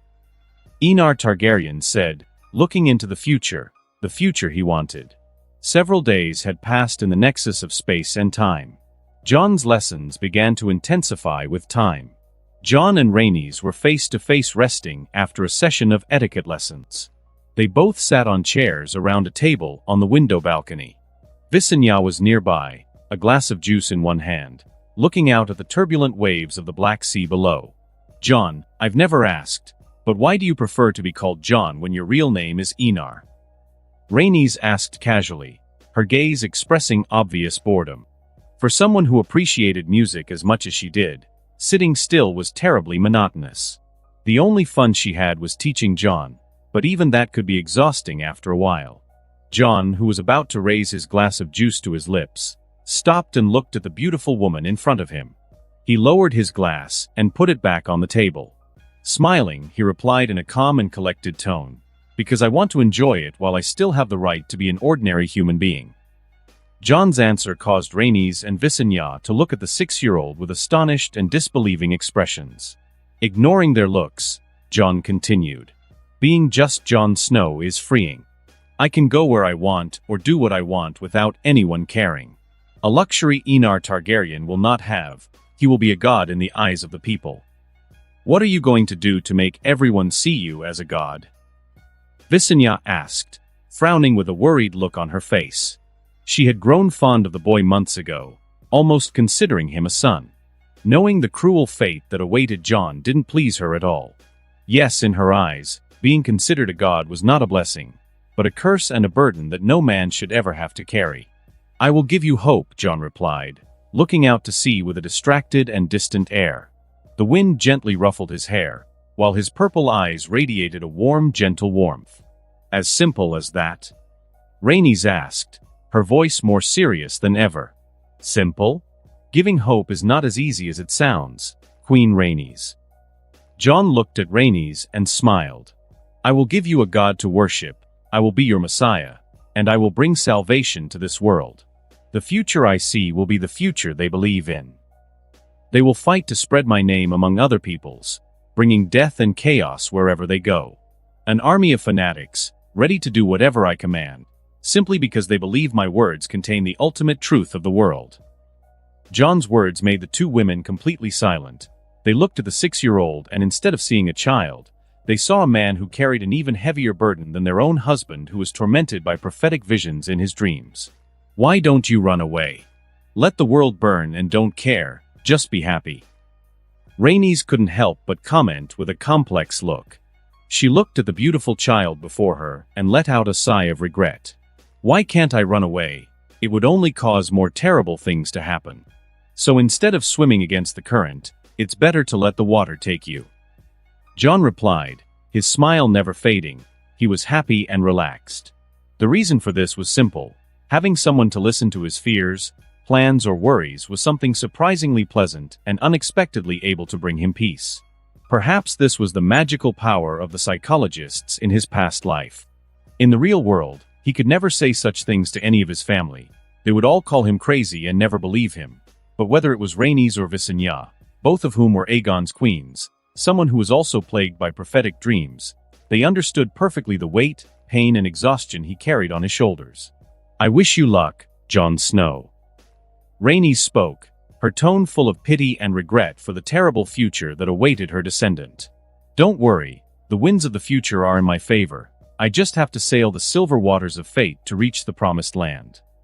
Jon looked at the two women pitifully and replied in a simple but extremely confident tone. 6 months later. North, Wolfwood Forest.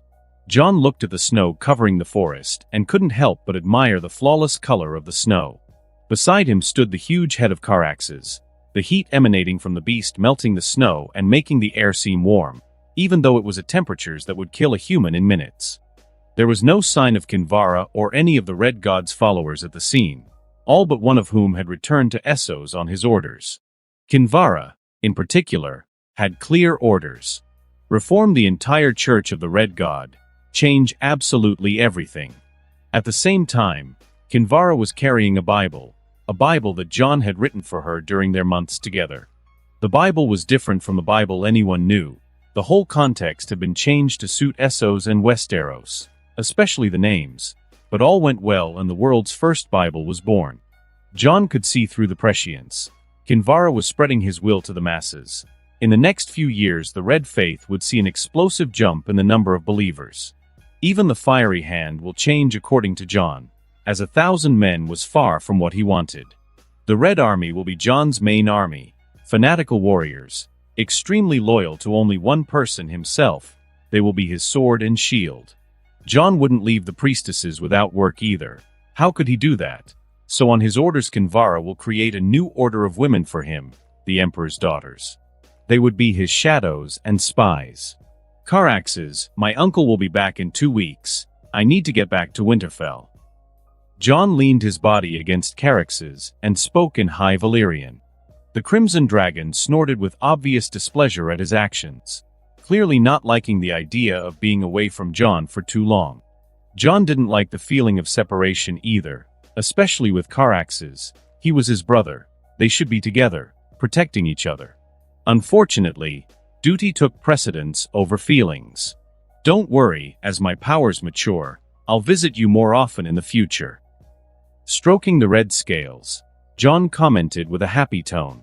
He wasn't lying. As his powers matured, he would be able to visit Caraxes much more easily. Jon's words seemed to calm the disgruntled mood of the Red Beast, who stood calmly around his rider, fearing that the cold might somehow affect him. Jon noticed his movements and simply smiled, the concern though irrelevant to him, showing the bond Caraxes had with him. Touching the meteorite steel sword named Lady Laia after his mother, even in the depths of Wolfwood, Jon felt surrounded by kin. Rising from the snowy ground, Jon looked at Caraxes with a calm gaze and spoke. I'm coming. Remember to fly only at night and no flying during the day. Even if the others didn't believe the rumors and thought they were just drunken ravings, one could never be too careful. He didn't want too many people to see Caraxes. A high frequency might alert a certain spider in the Red Keep. The dragon looked at Jon and closed his eyes, completely ignoring his presence. Apparently, it was still unhappy about being separated from its rider. Jon smiled and took one last look at his brother, blood and race aside, and made his way back to Winterfell. As he walked through the bushes and trees, Jon couldn't help but think that this journey had brought many things, some he hadn't expected and others he had. But to him, the unexpected was sometimes more attractive than anything else in the world. After all, mystery had always fascinated all beings, and he was no different. Looking back, Jon could no longer see the clearing that Caraxes had called home. There were only trees and more trees. It was easy to get lost in this natural labyrinth of nature. With a sigh, he walked deeper into the forest with a determined look on his face. He would return to Winterfell and begin preparations for his conquest. The wheel of fate began to turn, and with it came a change this planet had never seen since its beginnings. How many friends are you sure are your friends? I have one, and I trust him with my life without a care in the world. Enar Targaryen, thinking of Robb Stark. After 6 days of traveling, Jon finally returned to Winterfell. The old castle was simply gigantic, the size of 5 or 6 football fields. There were ruins dating back 8,000 years and new structures that had survived millennia of renovations by the Winter Kings. Without dragons, conquering Winterfell was harder than opening the legs of a septan loyal to the Seven and having sex with her. Of course, no castle was impenetrable. If there were traitors, no matter how strong the castle, it would fall to the treachery of others within. Jon had no trouble entering Winterfell. Even though he was a bastard in everyone's eyes, he was the bastard of Eddard Stark, Lord of Winterfell and Lord Paramount of the North. The guards would never stop him from entering Winterfell, especially with the news of the Crown's victory over House Greyjoy's rebellion. That meant Eddard Stark was returning to Winterfell, and everyone knew how much the Lord of Winterfell loved his bastard. Upon entering Winterfell, the first thing Jon noticed was the warmth of the hot springs beneath the castle that dispelled the deadly cold of the north, and the second was the atmosphere of the place. Unlike 6 months ago, the atmosphere, which had been filled with the tension and excitement of war, was now calmer, though he was even more excited about the Lord of Winterfell's victory. Lady Lya was in her sheath at his waist, making it impossible for anyone to see the precious sword. Jon had no intention of revealing it anytime soon. He would take advantage of it and begin to divinize his name to the people of the north when he was 10. Jon walked towards the inner part of the castle, ignoring the surprised looks of the servants, and continued towards his room, or rather the storeroom he called his room. Arriving there, he was surprised to find it clean and tidy, unlike what he had expected. "Looks like Robb helped me out again," Jon muttered to himself, trying to guess who had ordered his room cleaned. In the whole of the north, only Eddard and Robb could do such a thing. Since his uncle had not yet returned from the war, he knew it was Robb who had ordered his room cleaned. Leaving his things on the bed, Jon heard footsteps approaching quickly, and without looking back, he could guess who was coming. The eldest son of House Stark, Robb Stark. And just as Jon had suspected, Robb appeared at the bedroom door with a slightly sweaty face after running to his room for some time. Seeing Jon packing his things, Robb put a broad smile on his face and quickly entered the room, checking his body for any sign of injury. "By the old gods, Jon, I thought you were dead," Robb said, his voice tinged with anger, but with an enormous sense of concern and relief for his well-being. Jon smiled and said, "I'm not going to die before you, Robb." Robb rolled his eyes and said with a false look of anger, "Are you cursing me to die before you? As I, a mere bastard, dare to curse the great heir of Winterfell?" Jon replied with a smile on his lips. Robb sighed and hugged Jon. "It's good to see you again, brother." "I say the same, brother." Jon hugged him back and spoke in a different tone. "It's good to see this stupid face again." When they parted, they both looked at each other and laughed. "Where have you been?" Robb asked, sitting down on Jon's bed, his blue eyes sparkling at the thought of the adventures his brother had been on in the last 6 moons. "I lived in Wolfwood for 6 moons, ran away from some bears, hunted rabbits and slept looking at the stars," Jon replied, noticing the expression on Robb's face. He knew very well that Robb, like any 6-year-old, wanted to venture out into the world as he had done before. Robb's eyes showed shock and envy as he listened to Jon's experiences, especially his escape from the giant bear. He was probably 10 feet tall, and his brown fur could warm at least 5 people on a cold night. He could knock down a tree with one swipe of his paw. It was incredible. Even though he was exaggerating a bit, seeing the look of admiration and envy on Robb's face made Jon's heart swell with pride. "I wish I could have been there," Robb muttered to himself, his voice tinged with envy. "You know that's impossible. You're going to be Lord of Winterfell and future Lord Paramount of the North," Jon said, shaking his head. The chances of Robb being allowed to do something so dangerous were slim to none. Either Eddard or Catelyn would never allow him to be in danger. Robb knew this and showed a look of sadness. He let out a sigh as he thought of his future responsibilities. "Jon, do you think I will be a good lord? Will my people survive the cold? Will they have food to fill their stomachs?" he asked in a slightly tense and confused tone. "What nonsense you're talking. Of course you will be a good lord, but for that you have to learn and learn without rest. Only someone with knowledge can wield the full power of a Lord Paramount." Jon didn't hesitate to answer Robb. He thought it was normal for the 6-year-old to doubt his own future. Many adults had doubts about themselves, let alone a 6-year-old boy being taught the art of government and battle. Robb gained confidence as he listened to his brother's words and smiled brightly. "You should be Lord of Winterfell. You always do better than me in Maester Luwin's tests, not to mention your fencing lessons with the old Master of Arms, Roderick Castle." Jon's lips twitched at the boy's bold words. He looked at Robb and said, rolling his eyes, "When your mother hears that, she'll want my tongue and maybe my head." Robb pondered Jon's words for a moment and nodded in agreement. "You're right, I can even imagine the look on her face." Her cheeks flushed and her eyes wide with rage. He said, trying to imitate the expression his mother would probably make. Jon started to laugh, imagining the angry red fish, and Robb joined in. They looked at each other and left the room together, laughing. Just as they were about to head for the training grounds, they were stopped by Ser Rodrik Castle, Master at Arms of Winterfell. "Lady Stark has requested your presence in the Great Hall Snow." Though Rodrik showed no dislike for Jon's bastard status, he also showed no goodwill. Jon raised an eyebrow, shrugged, and headed for the Great Hall. Robb showed a worried expression and followed Jon side by side. He promised himself he wouldn't let his mother do anything to Jon.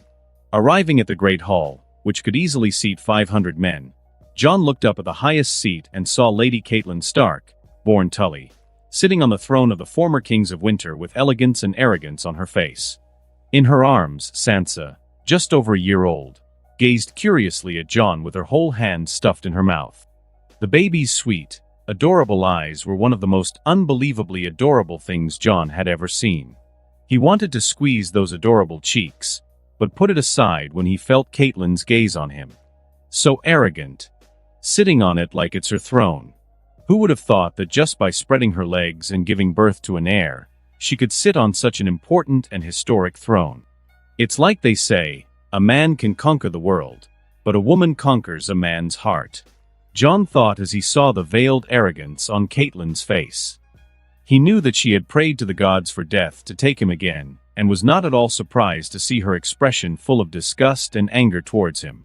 Jon didn't know if there was a more venomous woman in the world, but Catelyn was definitely in the top 3.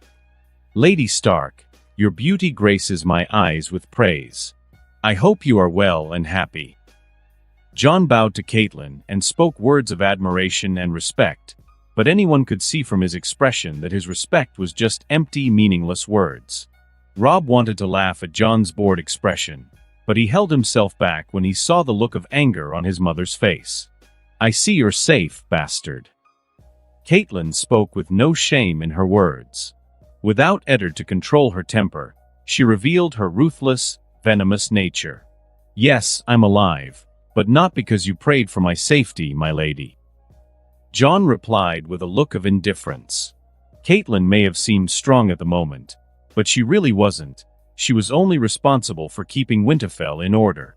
It was foolish to give control of Winterfell to a woman who had never had any military training. It was the Master at Arms of Winterfell himself, Ser Rodrik Castle, who was in charge. The moment Eddard Stark returned to Winterfell, Catelyn would become just another powerless woman in this world, like so many others. As for her anger at that moment, Jon didn't care. He would disobey her orders without hesitation. His oath was to Eddard Stark and Robb Stark. Anger can turn you into an animal, especially when you have a weapon in your hand. Enar Targaryen, controlling his anger. As the bastard looked at her without fear, his purple eyes staring back at her, reminding her of her husband's infidelity, Catelyn clenched her fists tightly, a rage bubbling in her chest. She hated that she couldn't do anything about him, that her prayers weren't answered, that even if she fasted for days, the bastard was healthier than a young, strong horse. Catelyn took a deep breath, unable to hide the disgust in her voice. "You can go back. I don't want to see your face. The air stinks of sin when you're around." Jon didn't hesitate to taunt Catelyn again, not hiding the sarcasm directed at her. "The smell of sin you smell has a different origin. It smells like fish." Before Jon could continue, Robb's expression changed, and he dragged his brother out of the great hall as he heard the sound of something breaking behind him. It was obvious his mother had thrown something against the wall. This left the 6-year-old with a helpless look on his face. On one side was his mother, on the other his brother. He didn't want to take sides so as not to hurt either of them, but the more he did, the more Robb realized that it was making their relationship worse. Jon didn't mind talking to Catelyn, but Catelyn hated that her son was on Jon's side. This gave the boy a huge headache. "Why do you always have to annoy her?" he asked, looking at Jon with a helpless expression. Noticing this, Jon put his arm around Robb's neck and spoke with a smile. "Do not hesitate to side with your mother, Robb. She's cruel to me, but she's a mother who truly cares for her children." Unlike Catelyn, Jon was not childish enough to make his son stay in a difficult situation. It was normal for a son to stand by his mother. How could he be angry or resentful about something so natural? Looking at Jon, Robb suppressed the emotion in his chest and also smiled brightly. "Let's go to training camp. I want that smile off your face, brother." "Keep dreaming, Robb. It's you who will be face down in the dirt." Jon replied with a smile that was confident, to say the least. It wasn't that he was arrogant, but when you can predict your opponent's every move, it's not that difficult to defeat and kill him. About 2 weeks later, the gates of Winterfell were opened, and all the lords of the north entered House Stark Castle with their heads held high and their smiles wide. Riding a majestic black horse, Eddard Stark could be seen leading all the lords with a calm, silent expression. This earned Eddard the title of the Silent Wolf, for he could kill men in complete silence, reminiscent of the actions of a wolf stalking its prey. Surprisingly, he was accompanied by a brown-haired, blue-eyed boy dressed in brown leather with a golden octopus crest. Eddard's entire family stood at the entrance to Winterfell, all patiently awaiting the arrival of the most powerful man in the north. As Eddard dismounted, he grabbed Theon by the armpits and lowered the 10-year-old to the ground. "Welcome back, my lord. I've prayed every night for your safe return." Catelyn, holding Sansa in her arms, approached and greeted her husband as a virtuous wife should. The hard look in the Lord Paramount's gray eyes seemed to soften at the sight of his wife and daughter. He kissed his wife first, a chaste but deep kiss. Then he kissed the red-haired baby's forehead, and a small smile appeared on his lips.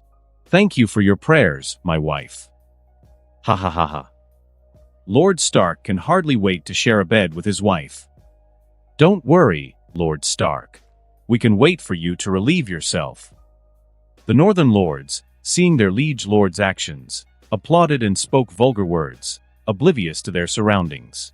Everyone looked normal. No one cared how vulgar their words were, as it made the atmosphere of victory after an important war even happier at that moment. "Looks like you're going to have another sister soon, Robb." Jon commented with a mischievous grin, seeing the embarrassed look on the young man's face. Which was only natural, since everyone was talking about the boy's mother. "Shut up, Jon." At the mischievous smile on Jon's lips, Robb practically growled with the embarrassment he felt at the moment.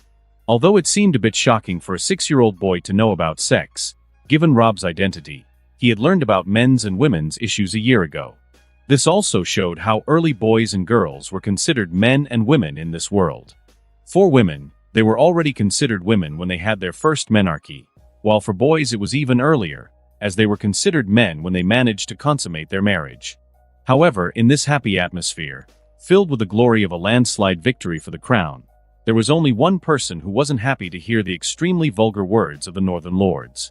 Catelyn, like any lady from an important family in the South, had been brought up in what was considered a more civilized environment, and when she came into contact with what she herself considered barbaric, she naturally felt an enormous contempt for the ways of the North and its strange and terrifying gods. Although she had been married to Eddard for 6 years, the woman had not, and perhaps never would, adapt to the older and more direct ways of the North. For this reason, she felt great anger and embarrassment as she listened to the vulgar and coarse words of the Northern Lords. However, as someone with a modicum of intelligence, she knew she could never say anything that would bring dishonor to House Stark, for her words, her actions, could implicate Robb. Truth be told, Catelyn was lucky to have a husband in Eddard, who, though a full-blooded Northerner, was brought up in the Vale under the tutelage of Jon Arryn, so Eddard himself was more open to her and her southern ways. Had she married Brandon Stark, she certainly wouldn't have been able to build a septon of the Faith of the Seven in the heart of the North. If Rickard Stark, Eddard's father, were alive, he would probably have slapped his son's wife's face for doing something so insulting to the North and House Stark. So Catelyn was definitely lucky to be married to Eddard and not another Stark. Not knowing what his wife was thinking, Eddard looked at his 2 boys not far away. Both boys were bigger than he remembered, especially Jon. The boy was about 6, but he was taller than any 10-year-old. But the change in his posture and presence took the Lord Paramount completely by surprise. As far as he could remember, he looked more like a prince than Joffrey Baratheon himself. There was no comparison between the two. Joffrey, despite his princely status, was just a spoiled, arrogant boy. He hadn't even begun his education, let alone his studies. Jon, on the other hand, had an aura about him that made people look at him. He was a regal presence in the place, making it impossible for anyone to ignore him. His deep purple eyes began to show a power that made it impossible to look him in the eye.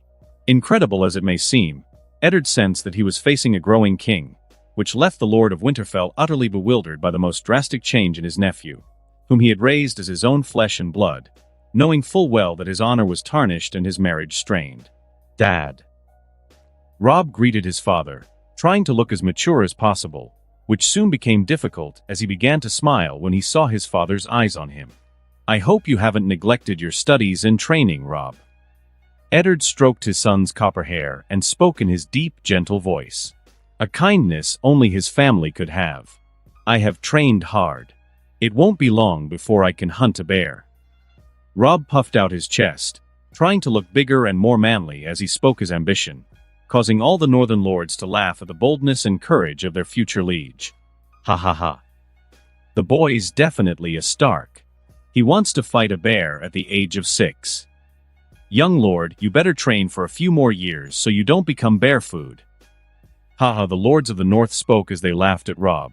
They didn't despise Robb's childish courage. On the contrary, they all looked at him with an appreciative look in their eyes.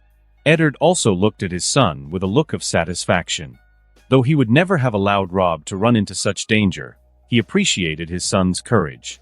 Eddard's eyes fell on Jon, but apart from a nod, the Lord Paramount of the North entered the castle with his entire retinue. Jon didn't follow his uncle into the great hall and went back to his room. As for Eddard's actions, they didn't bother him at all. He wasn't a child desperate for paternal affection. Duty and love seldom go together. But for a ruler, duty must always come before sentiment. Enar Targaryen thought as he looked at the impassive expression on Lord Stark of Winterfell, a man who had chosen duty over the love of a woman. Eddard watched with a blank expression as his nephew walked through the door of his manor. The boy was taller, even taller than Robb, not at all like a 6-year-old. He also noticed that he was carrying a sword at his waist, even though he was much taller than the boy. At the same time, the boy's beauty had begun to blossom, his face becoming more and more like the man he hated with all his might. "Jon." Though he didn't mean to, Eddard found his voice harsher and more intimidating than he had intended. "Lord Stark." He replied with a calm expression, his purple eyes staring at him with a quiet intensity. A look that reminded him of an enormous beast. The boy had never called him father, no matter how many times he had told him to. As stubborn as his mother. He definitely inherited that trait from Lyanna. "I hear you've been away from Winterfell for 6 months." Eddard spoke again, his voice even more stern and angry than before. The thought of Jon being gone for 6 months made him want to strangle his guards. If anything happened to his nephew, he wouldn't have the heart to look at his sister when he died. Wolfwood, to be exact. Jon replied with a calm, even bored expression. Something that seemed to irritate the Lord of Winterfell completely.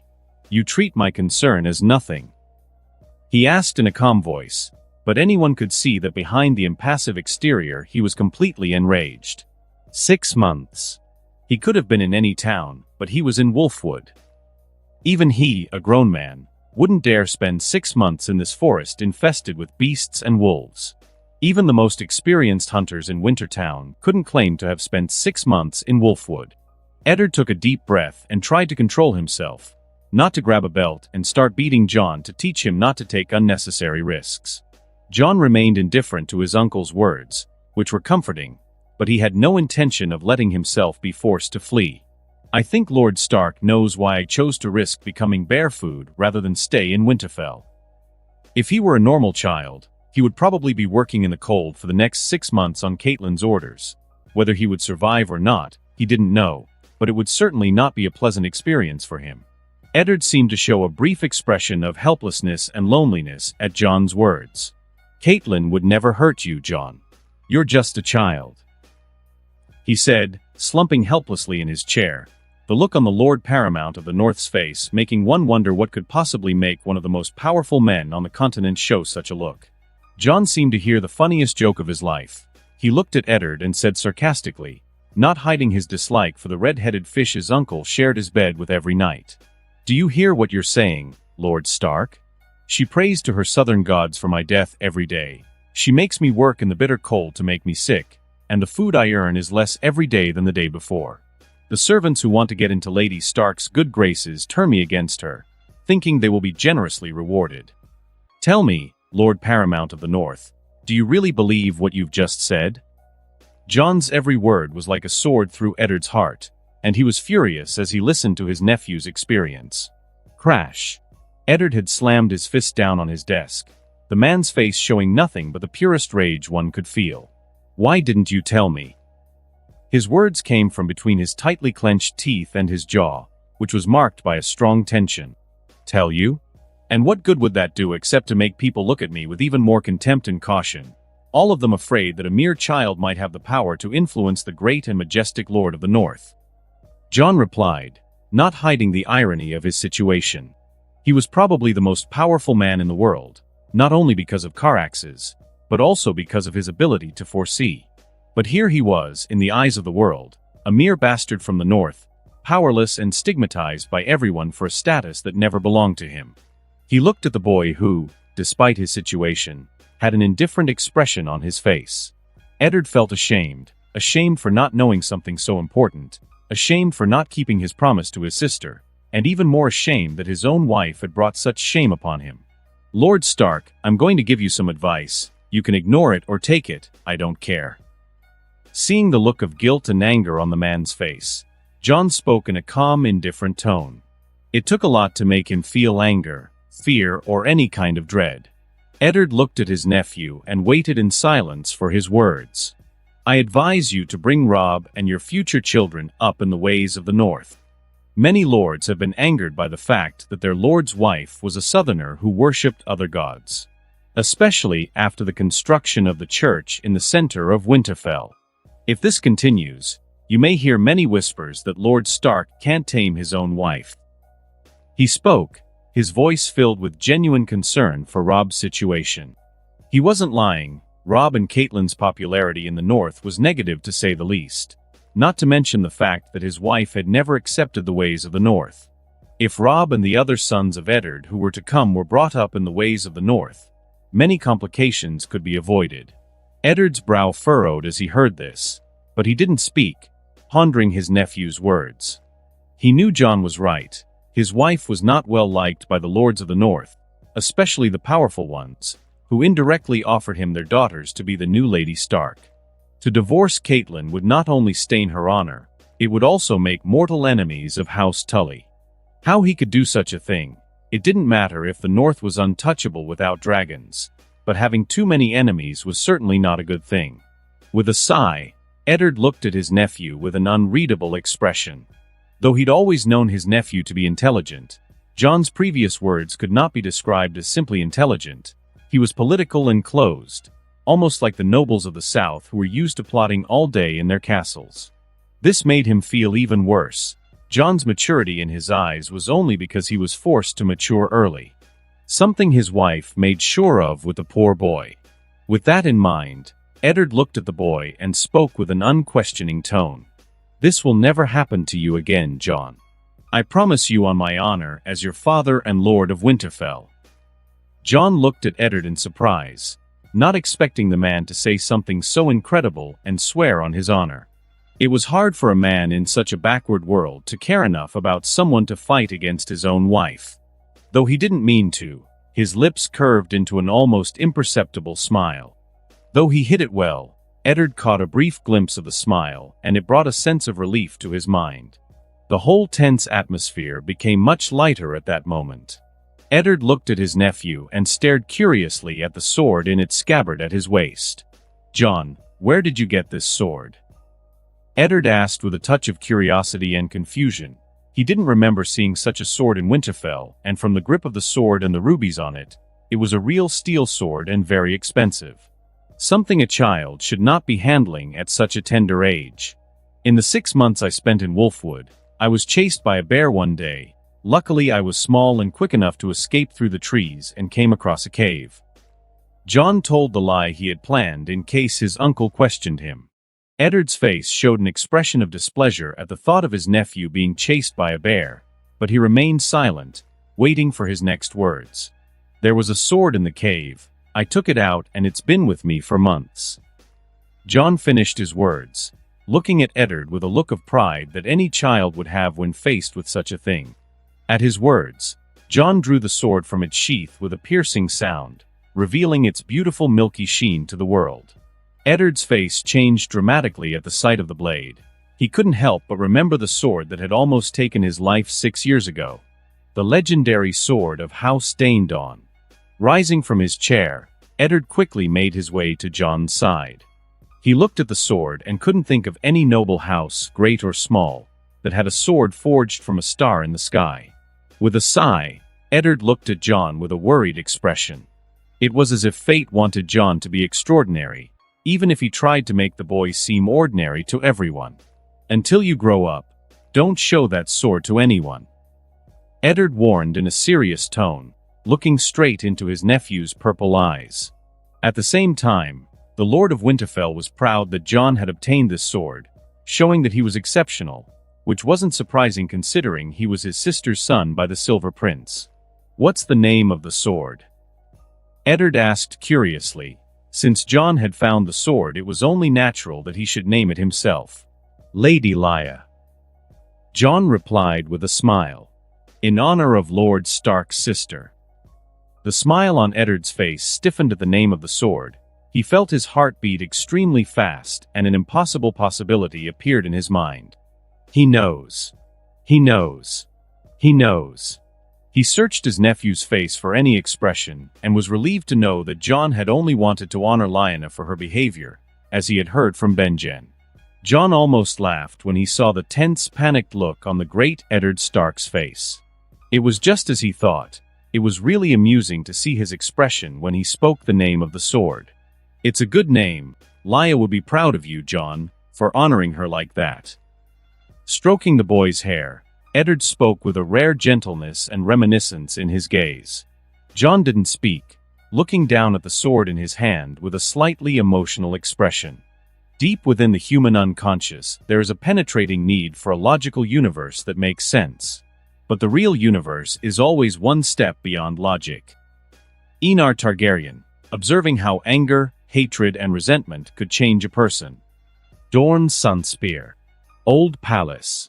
POV, Rhaenys Targaryen, Princess of Vengeance. Opening her eyes, Rhaenys woke up in her bed, startled. Her naked body under Myr's thin silk sheet was completely drenched in sweat, while the look of anger, hatred, and resentment could still be seen in her eyes, like two flames capable of reducing anything to ashes. She looked away and saw through the window that the moon was still high in the night sky. Feeling the sticky sweat on her body, she got out of bed completely naked and put on a yellow robe. Pouring herself a glass of wine, she sat in the chair and watched the Sunspear landscape through the balcony. Another bloody nightmare, she muttered to herself, looking up at the pale moon, bringing the glass of wine to her lips and sipping the sweet liquid without any hesitation. It wasn't the first time, nor would it be the last, that she would have nightmares about that night that had cost her everything. Her mother, her brother, and finally, her father. All dead within a period of months, 2 of whom died in front of her. She would have died too if she hadn't hidden behind the door and escaped when the monsters entered the Queen's chambers. After escaping, she found Ser Jaime and, with his help, managed to hide until her uncle came to King's Landing and took her away from the royal capital. But before she fled, she saw with her own eyes her playmate brought from Dorne being dragged out from under her bed by the heel and brutally killed like an animal. Her brother, who was just an adorable baby, his face destroyed against the wall, turning into a mass of blood, bones, and brain tissue against the wall. Her mother, graped and broken in half in front of her. She could hear the screams of pain and wailing as the monster penetrated her, oblivious to her mother's cries and wails.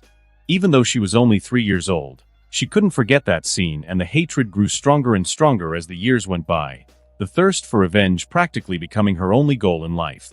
The throne no longer mattered to her. She only wanted the murderers of her family. Drinking all the wine from the goblet and even more from the jug, 9-year-old Rhaenys drank all the wine she had and didn't even get momentarily drunk. More specifically, even if she drank barrels of wine, she couldn't get drunk, something she tried. However, even though she couldn't get drunk, the wine still helped to relax her chaotic mood, even on a night of nightmares, which were all her nights. Staring at the empty glass, Rhaenys couldn't help remembering the dream she'd had 2 days ago, a dream she hadn't had for a long time, although it was a strange one. She was dreaming of a boy obviously of ancient Valyrian descent with his white gold hair and purple eyes. He was smaller than her, but he emanated an aura that even her uncle Doran, the ruler of Dorne, did not possess. However, the thing that was most striking was his face, a face that resembled her father. Although childlike, she could recognize her father's features in the child's face. The other thing that caught her eye was the obvious discontent on his face, looking at her. "Stop invading my dreams, you cheeky sand dragon," he said, and before she could say anything, she found herself thrown out of the dream, waking up in the next second. For some reason, his displeased expression made Rhaenys feel funny, and a feeling of joy, which hadn't appeared in her life for many years, welled up in her chest again. Remembering the dream, Rhaenys' lips curved into an amused smile. Even though she knew it was just a dream that her mind had made up to make her feel better, she still enjoyed it very much.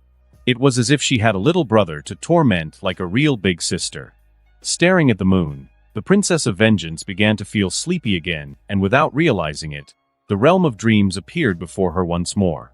Rhaenys looked to the side and found herself in front of a huge field of blue flowers, winter roses, a rarity in the south of Westeros, but common in the vast, icy, and inhospitable lands of the north.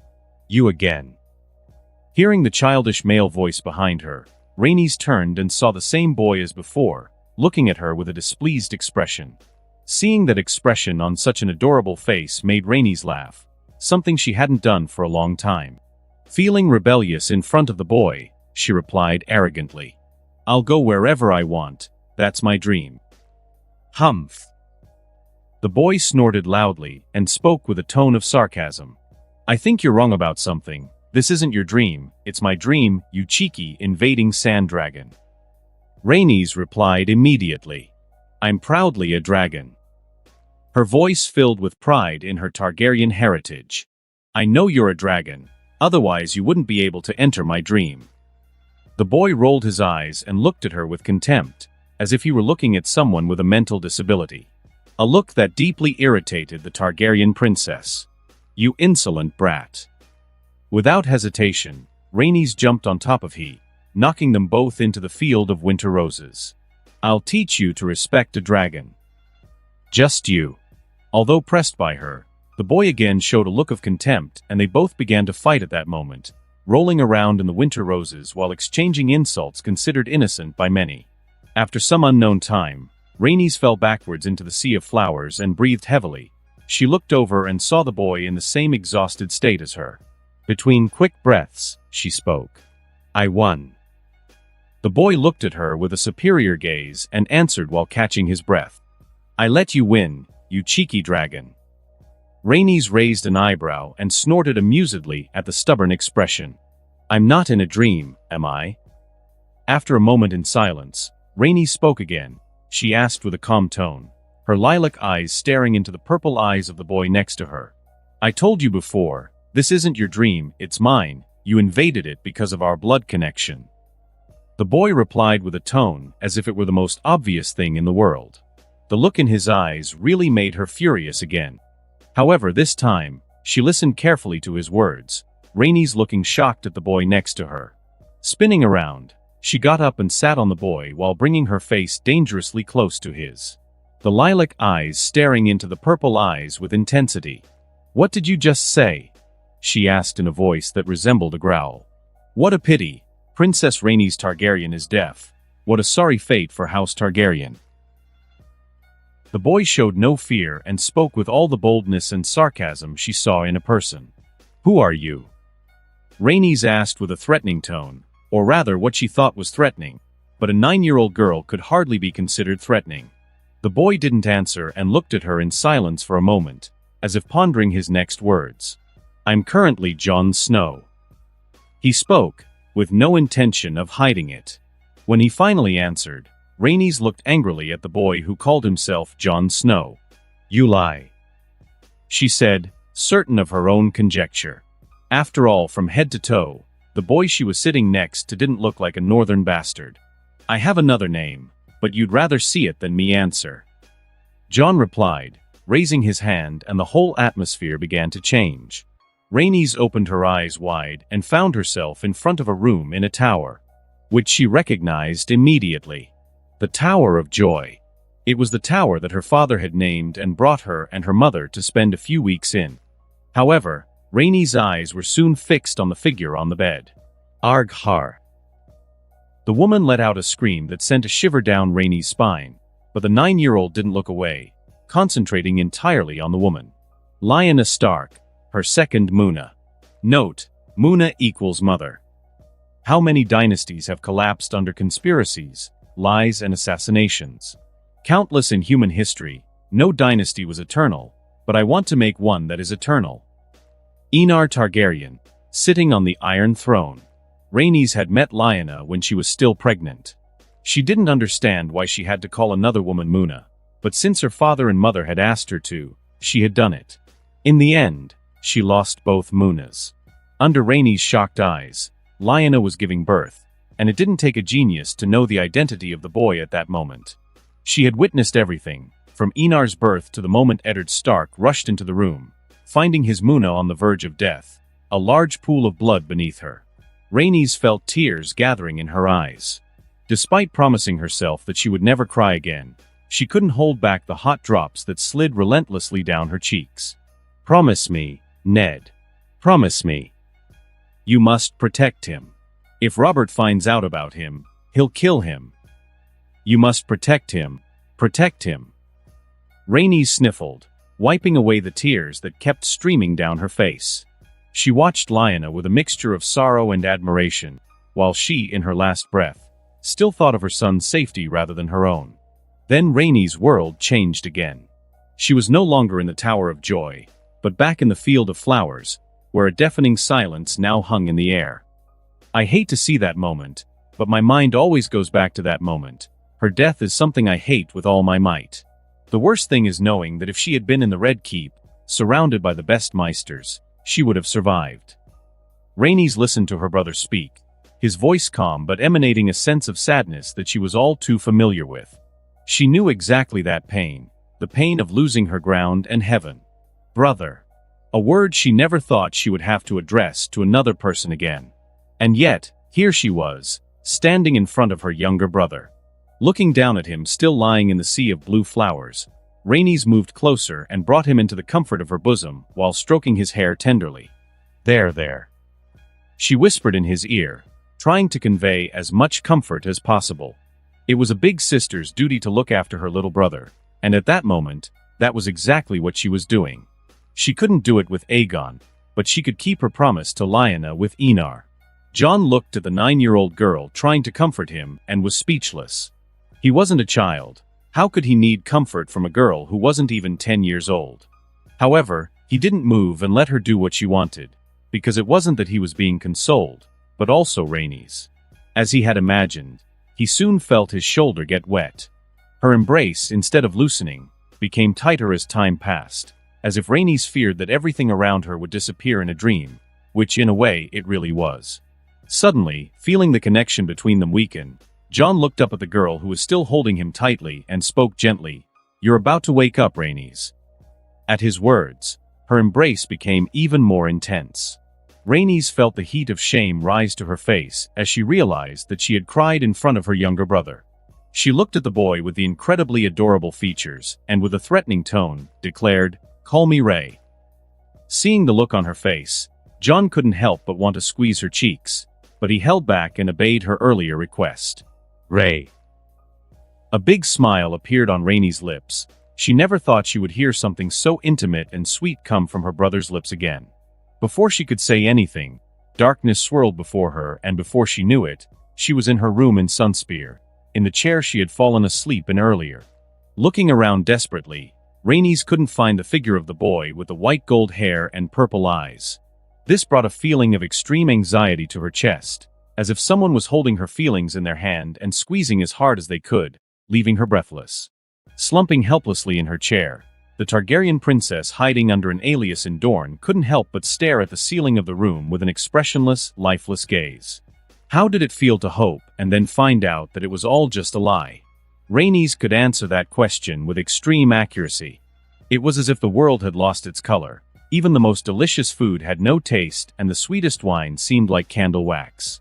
Happiness, joy, feelings had completely disappeared, leaving her with only an empty, indifferent shell in a relentless pursuit of revenge and hatred.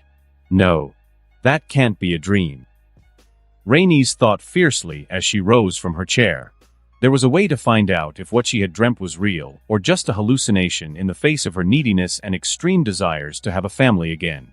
At 9 years old, Rhaenys was intelligent and mature for her age, coming to terms with her thoughts in an instant.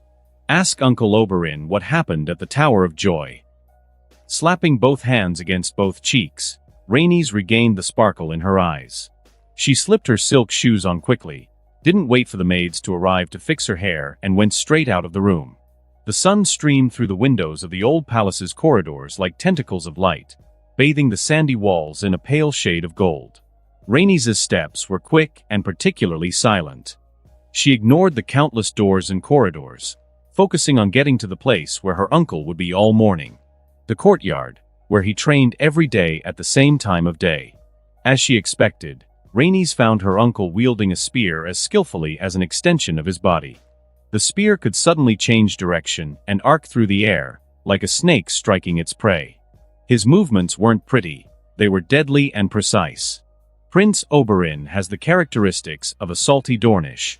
He is a tall, slender, graceful and fit man with a wrinkled saturnine face with thin eyebrows, black viper eyes and a pointed nose. His hair was a lustrous shade of black, with just a few silver locks from age. Rhaenys didn't have to wait long before his uncle stopped training to catch his breath. Wiping the sweat dripping from his forehead, he let out a satisfied sigh and cracked his neck. His eyes narrowed viciously, almost like a snake's, which could seem extremely threatening to anyone. "Father," Rhaenys called out, approaching him.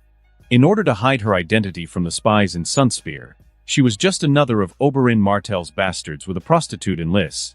At the same time, she had been given a new name, Rhaena. Oberyn turned and greeted his niece, whom he had raised as his own daughter, with a gentle, warm smile, a totally different expression from when he spoke to anyone else. "Rhaena Sant, did you sleep well?" he asked, stroking his niece's tousled hair, something not very elegant for a southern lady, but irrelevant in Dorne. "I want to ask you something." Rhaenys didn't answer and asked, looking straight into her uncle's eyes. Raising an eyebrow in doubt, he looked at the 9-year-old girl with a touch of curiosity and spoke. "Ask away, child." "I want to ask if Eddard Stark has a bastard called Jon Snow." Rhaenys was direct, without hiding her intentions. Although he was becoming increasingly surprised and confused, he still answered truthfully. "Yes, he has a bastard called Jon Snow. I remember it because it was a hot topic at the time. The Honorable Eddard Stark, with his impeccable reputation, had his honor tarnished at that time." Rhaenys sighed with relief and smiled brightly. Although she didn't know if Jon was really Enar, her brother. Now at least she had hope that the dream she'd had last night was real and not a hallucination of her brain. As long as Jon Snow was a real person, the dream was real too. After all, she had never heard that name before, but in the dream she had met him and even spoken to him, as well as fought with him and learned about his origins. How could something like that be her imagination? However, Rhaenys' cheerful, innocent smile made Oberyn's eyes widen in complete surprise. How many years had it been since he had seen his niece smile like that? So sweet, gentle, and genuinely happy, unlike the forced smile she had most of the time. Although he didn't know what caused this happiness, Oberyn didn't care. As long as she was happy, he was more than satisfied. "I'm going to take a bath, and we'll break our fast together with my brother." Oberyn stroked her hair once more and spoke in a gentle, laughing tone. Not giving her time to reply, he left holding his spear, leaving little Rhaenys alone in the courtyard with a happy and joyful expression. Decisions must be made indifferently. Emotions, desires, and responsibilities are something that any ruler must separate properly. Doran Martell, Prince of Dorne. POV, Doran Martell, Prince of Dorne. Dorne Sunspear. Old Palace, Dining Hall. Doran Martell was a man of 47, with black hair with weathered gray tips falling over his shoulders, deep black eyes, and a serious, rather cold face. He wore fine gold Dornish robes and sat in a wheelchair. The boy's information tells us more and more that Eddard Stark has fooled everyone. Doran muttered with a pensive look on his face. He was like that, thinking about every word, every action, always trying to make the best choice for House Martell and Dorne. Jon Snow. Doran chewed the boy's name in his mouth, not sure at the moment if his suspicions were true or just his paranoia saying something impossible. But he had never been a man who believed in morality and honor. He believed in family above all else, and his instincts told him that Eddard was a similar man. He could sacrifice his own honor and marriage to protect his family, even if it meant having his own head cut off by the king. Tapping his finger rhythmically on the table, Doran didn't even notice that his daughter had sat down next to him to break her morning fast. "You look pensive, father. Something is troubling you." Hearing the voice next to him, Doran followed it with his dark eyes and fixed his gaze on the girl with tanned skin and curly black hair. She wore an almost transparent blue silk dress and a lot of jewelry, and though she was 13, she was small even for a woman. His heir, Arianne Martell. Doran liked his daughter. She was cunning, deadly like any Martell, and most of all, he could use all her advantages to his advantage. That was what he was looking for in an heir. Unfortunately, Arianne was a woman. Even though Dorne did not have as many customs as the South, and a woman could rule Dorne, Doran did not want a woman to take the sun throne of Dorne. He was someone who believed that women were fickle and prone to the love of men, which was a danger in his eyes. Would Arianne or her husband rule Dorne? Though the chances were slim, he wasn't about to risk his family's fate on luck or anything else. However, his male children proved to be one disappointment after another. Quentyn and Trystane were two ends of the same coin. Quentyn, although intelligent, was full of doubts, fears, and insecurities, almost like a child who hadn't grown up and constantly needed his father's support. Trystane, on the other hand, was his youngest son, too young and too kind for his own good. Letting out a sigh, Doran didn't let his thoughts show on his face and brought the golden wine glass to his lips. As for his daughter's question, he didn't bother to answer. There were very few people who could make him talk if he didn't want to, and his daughter was definitely not one of them. Although the smile on her lips still remained the same, Arianne felt an overwhelming sadness seeing her father's indifference towards her. She wasn't stupid, and could see that Doran loved her, but not to the point of caring enormously about her, which hurt her.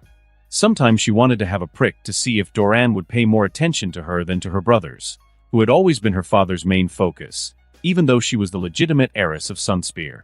While father and daughter stood in silence having similar but completely different thoughts, the doors to the dining hall opened and Oberyn, Illyria, and Rhaena entered.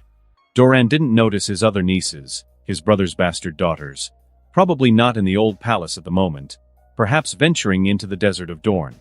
The Prince of Dorne's dark eyes fell on the 9-year-old girl, her lilac eyes indicating some kinship with the ancient Valyria. Everyone thought just another of Oberyn's bastards, but he knew it was his sister Elia Martell's daughter with Prince Rhaegar of House Targaryen, the true heir to the Iron Throne, although he knew that no lord would accept a woman as queen, which made his choices rather delicate and risky for the future of House Martell. But to Doran's surprise, the girl didn't have the feigned expression of happiness she usually wore. Instead, she sported a big smile on her lips. The girl was traumatized by the death of her family, which had taken place in front of her, and she rarely smiled. He didn't blame her. The death of Elia and his nephew had been a huge blow to him and Oberyn, who were still furious about what had happened. If he hadn't had a calm mind, 6 years ago he would have headed for King's Landing with his army. "You look happy, cousin," Arianne said, looking at the 9-year-old girl with a surprised look. If she thought about it, it was the second time she had seen her cousin smile so happily. The first was when she had received the news that Queen Rhaella and her 2 daughters were safe in Essos. That was 4 years ago, and for all that time, Arianne had never seen Rhaena smile as innocently as before. But today, she saw the same smile on her cousin's sweet lips again. "A pleasant evening, dear cousin." Rhaenys replied with a smile as she looked at her cousin with a warm look in her lilac eyes. Although the Martells were not her real family, they treated her with all possible care and love. Arianne in particular spent some nights in her room to comfort her after long nights of nightmares. "Uncle, I'd like to make a request." Rhaenys looked at her uncle, Doran, who had an impassive, cold expression. His lilac eyes were fixed on the most powerful man in Dorne. Doran looked at Rhaenys, and noticing his niece's appraising gaze, he raised an eyebrow and replied, "You may do so, dear niece. I want all the information about Jon Snow, Eddard Stark's bastard." Rhaenys didn't hesitate to speak her purpose. As to what everyone would think of her request, she didn't care. Enar's identity would be revealed sooner or later. If Doran discovered Enar's identity, there would be no bad consequences. On the contrary, it would make her uncle bet even more on her brother. Doran blinked a few times for a moment and glanced discreetly at his younger brother, Oberyn, who shook his head, saying he hadn't said anything. He didn't answer right away and brought the glass containing the wine to his lips as he analyzed the 9-year-old girl. He knew his niece's every move, who she had spoken to or even trained with during that time. It wasn't paranoia, but because of his niece's sensitive identity, everyone she spoke to had to be monitored in case she leaked her true identity for some reason. Although Dorne was strong, the other side had 6 entire kingdoms, hundreds of thousands of soldiers, while Dorne had around 30,000 men. That number was nowhere near enough to withstand Robert Baratheon's rage. Especially at this time, when the king was at the height of his prestige, defeating the rebellion of House Greyjoy. Not one person in the old palace had mentioned anything about Jon Snow, and there was certainly no way that people of unknown origins could get close to his niece, so he had severe doubts as to how Rhaenys had managed to learn that name. "Why do you ask about him, niece?" Doran asked, his dark eyes fixed on the girl's lilac ones. He couldn't let on that she had the same indomitable look that his sister had. Arianne bit into a piece of bread as her eyes wandered between her cousin and father. The intensity in the air suddenly heightened. Jon Snow? A bastard from the north. But what has a bastard done to gain the attention of her father and cousin? Arianne thought as curiosity began to creep into her gaze. "You shouldn't ask a lady's secrets, dear uncle." Rhaenys replied with an innocent smile as she looked at her uncle with a slightly sarcastic gaze. Rhaenys' words caused Oberyn and Illyria to burst out laughing. "How rude of you to ask a lady's secrets, brother. It seems I have to remind you how to treat a woman." Oberyn spoke with a smile on his face. Seeing the helpless expression on his brother's face made his day. How long had it been since he'd seen that expression? Doran let out a sigh and stroked his forehead, listening to the muffled laughter in the dining room. He had no doubt, his niece really was his sister's daughter. Mother and daughter were so alike that the girl was practically the second coming of Elia in his eyes. Looking at his younger brother with a cold stare, causing both lovers to fall silent, Doran turned his gaze back to his niece and spoke quietly. "Although I'm curious as to how you know that name, I'll send some documents to your room." Rhaenys put on a cheerful look and began to eat with intensity and fervor, something that everyone around had not seen her do for a long time. "We all have to grow up, get out from under our parents' wings and fly free in the sky. It will be a painful, lonely, and maturing journey, but in the end you will look back and thank your parents for allowing you to fly despite the worries that every mother and father will feel when they see their child go." Enar Targaryen, seeing Eddard Stark's eyes full of worry. 293 AD, 10th year of the reign of King Robert I Baratheon of House Baratheon. North Winterfell, ancestral home of House Stark. Clang. Clang.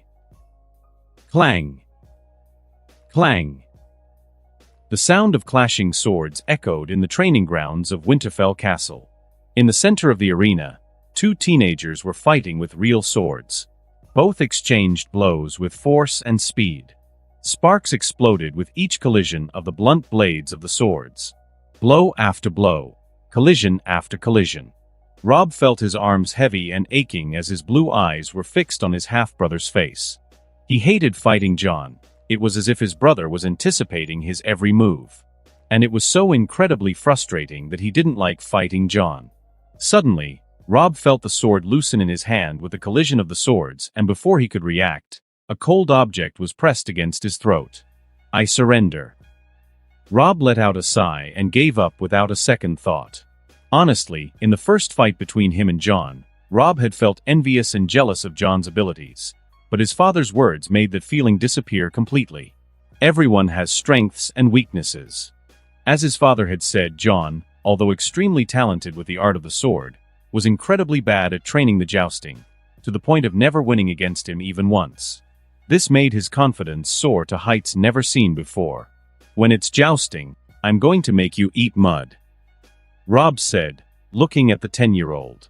"You can only beat me in the justa, Robb." Jon replied with a sarcastic tone, making Robb laugh. "Still, I can beat you." The red-haired boy retorted with a confident face. They both looked at each other and smiled, finding the moment funny.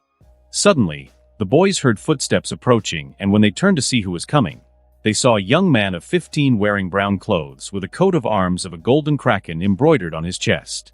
Theon. Robb greeted the heir to the Iron Islands in a friendly manner. Although he didn't particularly like the young man for his arrogant and lustful attitude.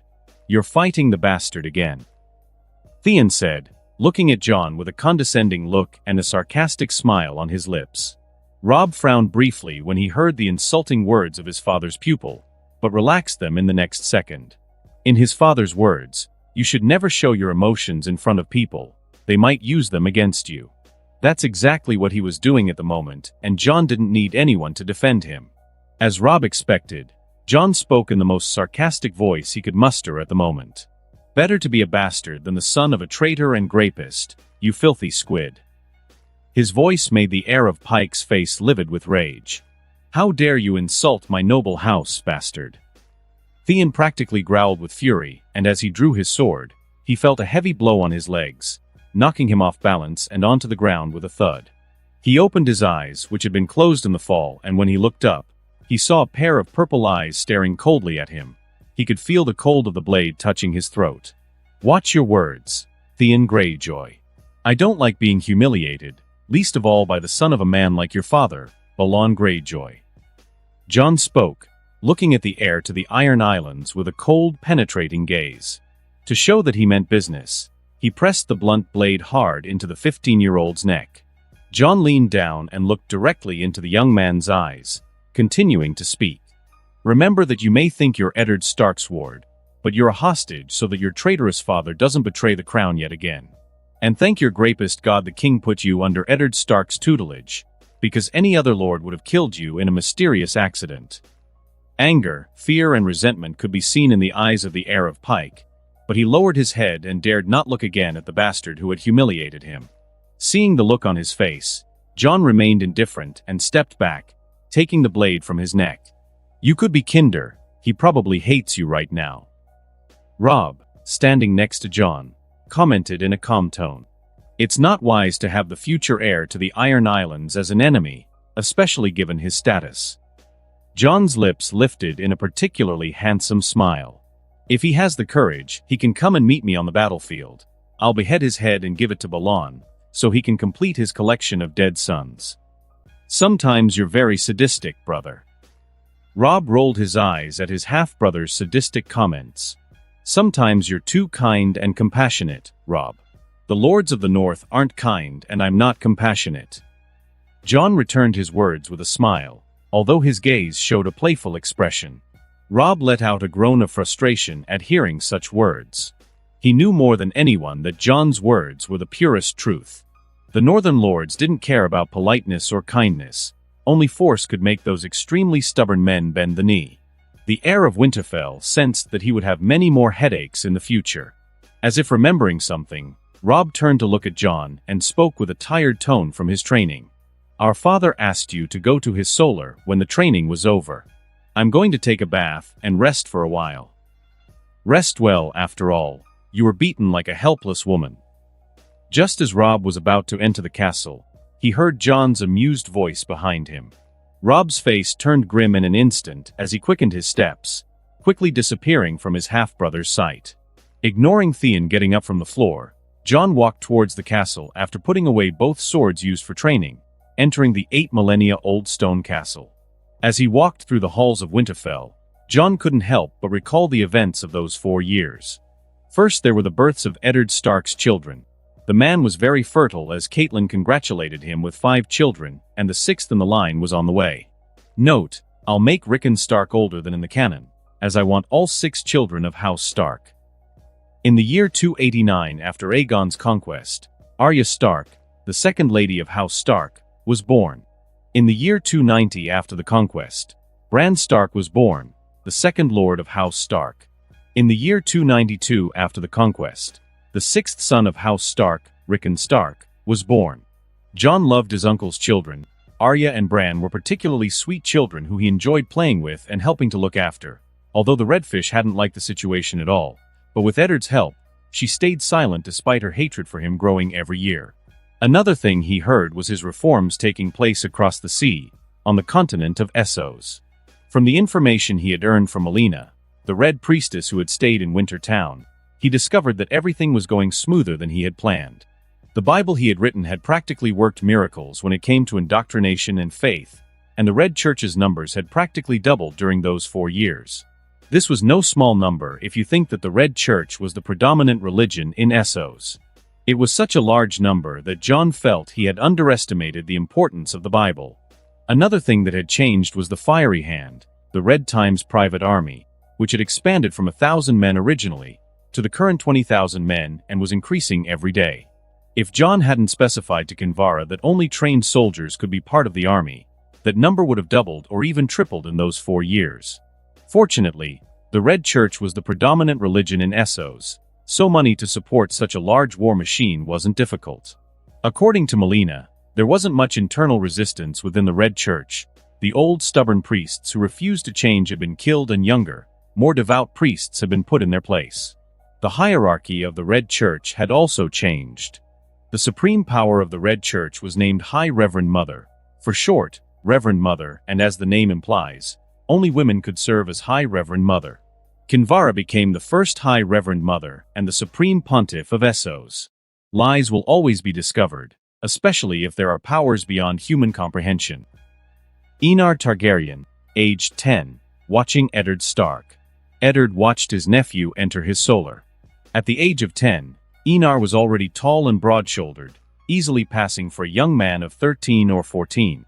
His features bore the innate nobility and beauty of House Targaryen, something often commented on by the servants.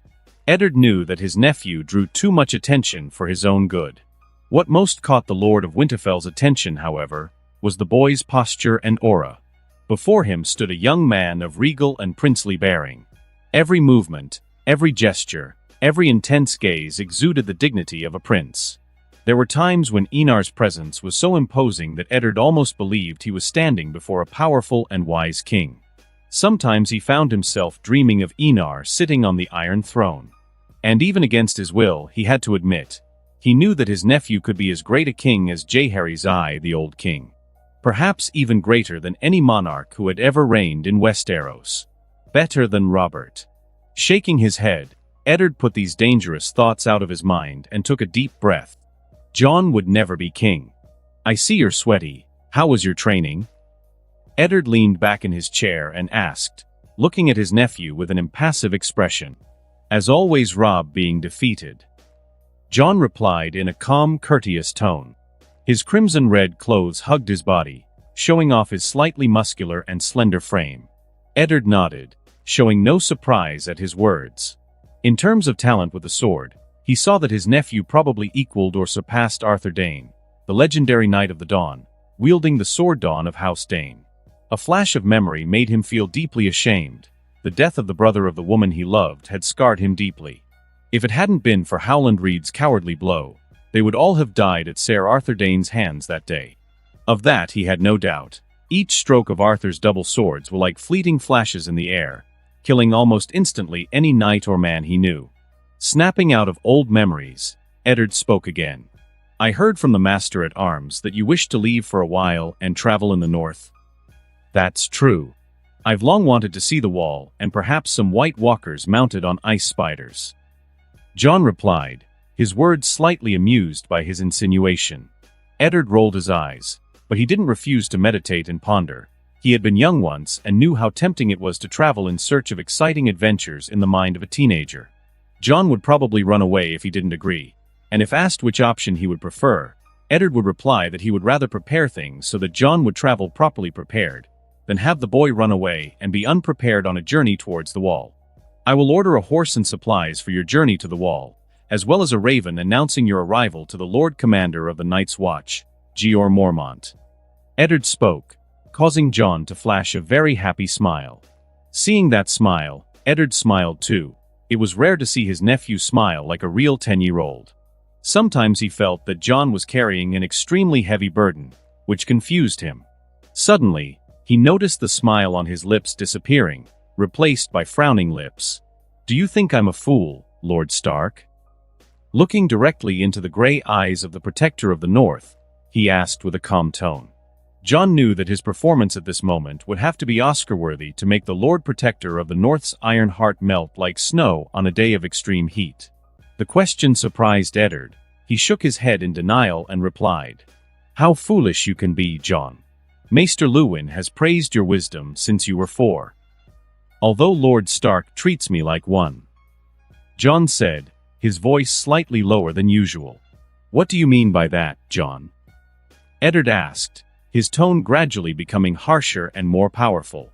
He felt a bad premonition for some reason, as if what was about to happen would change the whole course of his life. Jon didn't answer and walked over to the jug containing water and, with a little water in his hands, wet a lock of his hair. As the ink-stained drops fell to the floor, the dark tone of the lock of hair soon faded, showing a pale color with a slight golden hue. It was a lock of white gold hair, a rare color even in ancient Valyria. "You repeatedly deny knowing my mother's identity, but you also ask me to dye my hair every day. Am I such a fool not to realize something so obvious, Lord Stark?"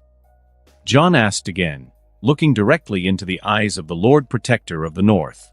Jon wanted to pressure Eddard into telling his true identity. The reason for this was quite simple. He wanted to make the North start preparing for the future civil war right now. When the Kaelin Moat was rebuilt and used as a war fortress, any army from the south would be stopped from entering the north, just like thousands of years ago. The only danger was House Reed, who knew of passages through the swamps, but knowing the loyalty of the Lord of the Greywater Watch, he wasn't worried about the betrayal of the man who had been helped by his mother, Lyanna Stark. The look on Eddard Stark's face hardened at the question. He clenched his fists and forced himself to calm down. Although he knew he would have this conversation someday, he didn't expect it to be when Jon was only 10. The boy was far too intelligent, which gave him an enormous headache. Eddard didn't know how to hide the truth without increasing the boy's suspicions even more. Jon dashed before Eddard could continue. He was interrupted by Jon. "I know whose son I am." Jon spoke directly. He had to pretend to be hurt by the information he had, showing a veiled expression of sadness, anger, and regret. The fruit of grape, worse than the fate of being a bastard. Eddard's face, though still impassive, was pale. He felt his body was drained of strength by those words that cut through his heart like daggers. Resting his elbows on the table, he pressed his face against his hands and bowed his head. An extremely tense and heavy atmosphere hung in the air. The suffocating feeling in the air could make any timid person piss their pants without any dignity. Raising his head, Eddard looked at his nephew and felt as if a sword had pierced his heart. The expression of pain, anger, and resentment was one he never thought he'd see on his nephew's usually calm, confident, elegant, and courteous face. "Jon." Eddard spoke in a hoarse, slightly shaky voice. "I know, you don't have to tell me." Jon interrupted.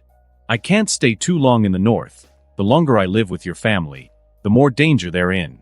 What if the king decides to visit Winterfell and see me? Although I don't know what my father looks like, I can assume that I have many similarities with him." Jon's words made Eddard unable to say anything else. Jon's words reminded him of something. He was Lord Paramount of the North and Lord of Winterfell. He had to defend his fief and look after the continuation of House Stark above all else. He knew Jon was right. If Robert discovered his nephew's true identity, he had no doubt that the king would summon all his banners and march north to eliminate the threat to his throne.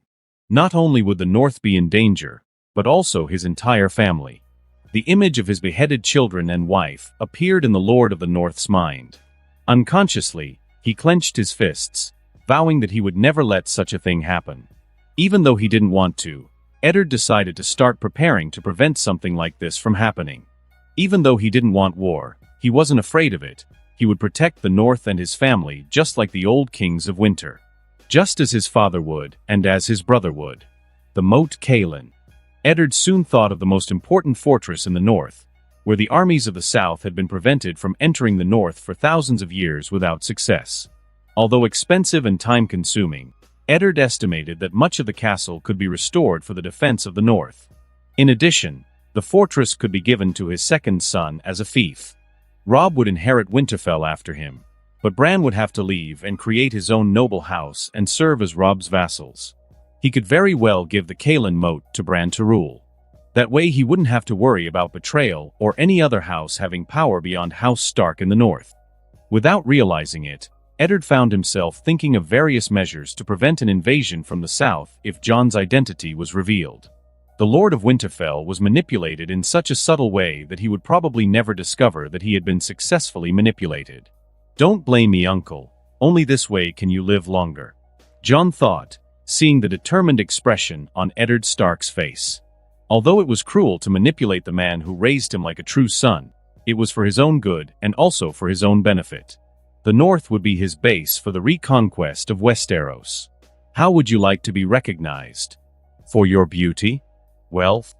For the number of women you've conquered throughout your life? Others may complain that such achievements are useless and futile, but you've managed to leave your legacy in the world and they haven't. Which is something to celebrate. Enar Targaryen. "Should war come to our home, we will fight together, uncle," Jon said, his voice terribly serious and determined, causing Eddard to display an expression of surprise and emotion. It was the first time Jon had called him anything other than Lord Stark. He had called him uncle. "You can go back to your room, Jon." "You must be tired," Eddard said, noting the exhausted expression on his nephew's face. He also noticed the slightly red eyes, as if the boy was going to cry at any moment. Jon nodded and left Lord Stark solar. As soon as he closed the door, his expression returned to normal. He wiped away the tears he had forced himself to shed and walked calmly away. The first part of the plan was ready. Now it was just a matter of making his uncle increasingly wary of the king and finally demonstrating his sense of revenge towards the king. He would reveal his plan to take the throne and avenge his good mother, Elia Martell, and her brothers and sisters. Eddard could not deny a son's right to avenge his house. It would inevitably bring the North into the war, and with the existence of Caraxes to prove his legitimacy, Jon was sure that many other noble houses were ready to rebel. The plan was going according to what Jon wanted. He just had to follow what he planned to sit on the Iron Throne before the Night King with his army of hundreds of thousands of undead got anywhere near the wall. As Jon was thinking about the countless possibilities he had seen in the future, he felt a pair of eyes fall on him and he glanced at a dark-haired girl looking at him with big dark brown eyes. "Jon." Seeing that she had been caught red-handed, the girl came out from behind a pillar she was hiding behind and exclaimed loudly, running towards him. Taking the girl in his arms, Jon kissed her cheek and asked in an affectionate tone, "Shouldn't you be taking sewing lessons from Septa, Arya?" 4-year-old Arya Stark. The girl's face showed a frown, her eyes filled with disdain at the mention of the Septa. "I hate sewing, it hurts so much when I pierce myself with the needle." She spoke in a low tone, dissatisfied at being forced to do something she didn't want to. But that's something every lady should study. Jon smiled and teased the girl. "I'm not a lady," exclaimed the 4-year-old as she glared fiercely at Jon, or at least that's what she thought she was doing. In Jon's eyes, Arya's expression was nothing but pure cuteness.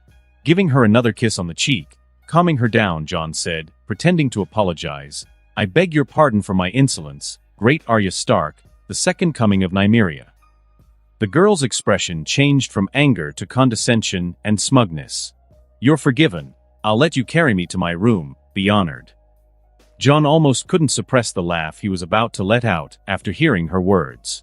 His younger cousin really was someone nice to talk to. With Arya in his arms, Jon walked towards her room. However, he soon noticed the slightly sad expression on the girl's face. "What happened? You look sad," he asked, his tone gentle and concerned.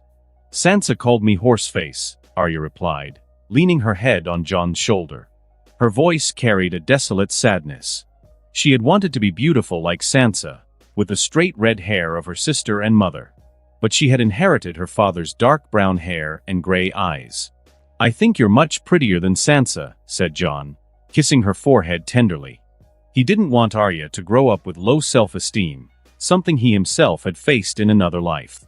He knew how destructive it could be, leading to depression and other deep difficulties, even suicide. Hearing something like that from someone Arya thought was as handsome as Jon seemed like medicine for her 4-year-old heart. "Really?" she asked, her eyes shining with a spark of hope. For Arya, if Jon thought she was beautiful, then it could only be true. "Yes," Jon replied with conviction and a gentle smile on his lips. "You'll be as beautiful as Nymeria or Visenya, full of bravery, courage, and the determination to keep going, no matter what the challenges." He spared no compliments. In the future, everyone will know the name of Arya Stark, the Night of Wolves. But no one will remember Sansa Stark. Despite the favoritism evident in his words, Jon believed in what he was saying. He already envisioned a great future for Arya, one where she would leave her mark on Westeros. What's more, the girl looked incredibly like Lyanna Stark, his mother, in her youth. How could someone like that be ugly? Jon's words seemed to ignite a flame of enthusiasm in Arya, whose gray eyes shone like living torches. Jon had the impression that the girl would have trouble sleeping that night, so excited was she. When he reached the bedroom door, he placed her carefully on the floor and stroked her dark brown hair. "I'm leaving for the Wall later today. I'll probably be away for a few months. Until then, I want you to behave and not run away from the castle again."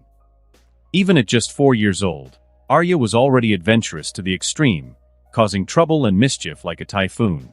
All it took was one opportunity for her to deftly escape from the castle. Fortunately, she had never crossed Winterfell's boundaries, and everyone knew the Lord of the North's second daughter, which avoided any major problems that could have arisen. Even so, her escapades led to great confusion, and both Eddard and Catelyn often got headaches from Arya's antics. They both tried to educate the girl, but ended up failing, with her resisting the lessons even more fiercely. Suddenly, Arya turned her head so quickly that Jon was surprised her neck hadn't been hurt. "Can I come with you, Jon? Please, please, please." She clung to his leg, looking up with pleading, hopeful eyes. On hearing that Jon was going to the Wall, Arya decided she wanted to accompany him.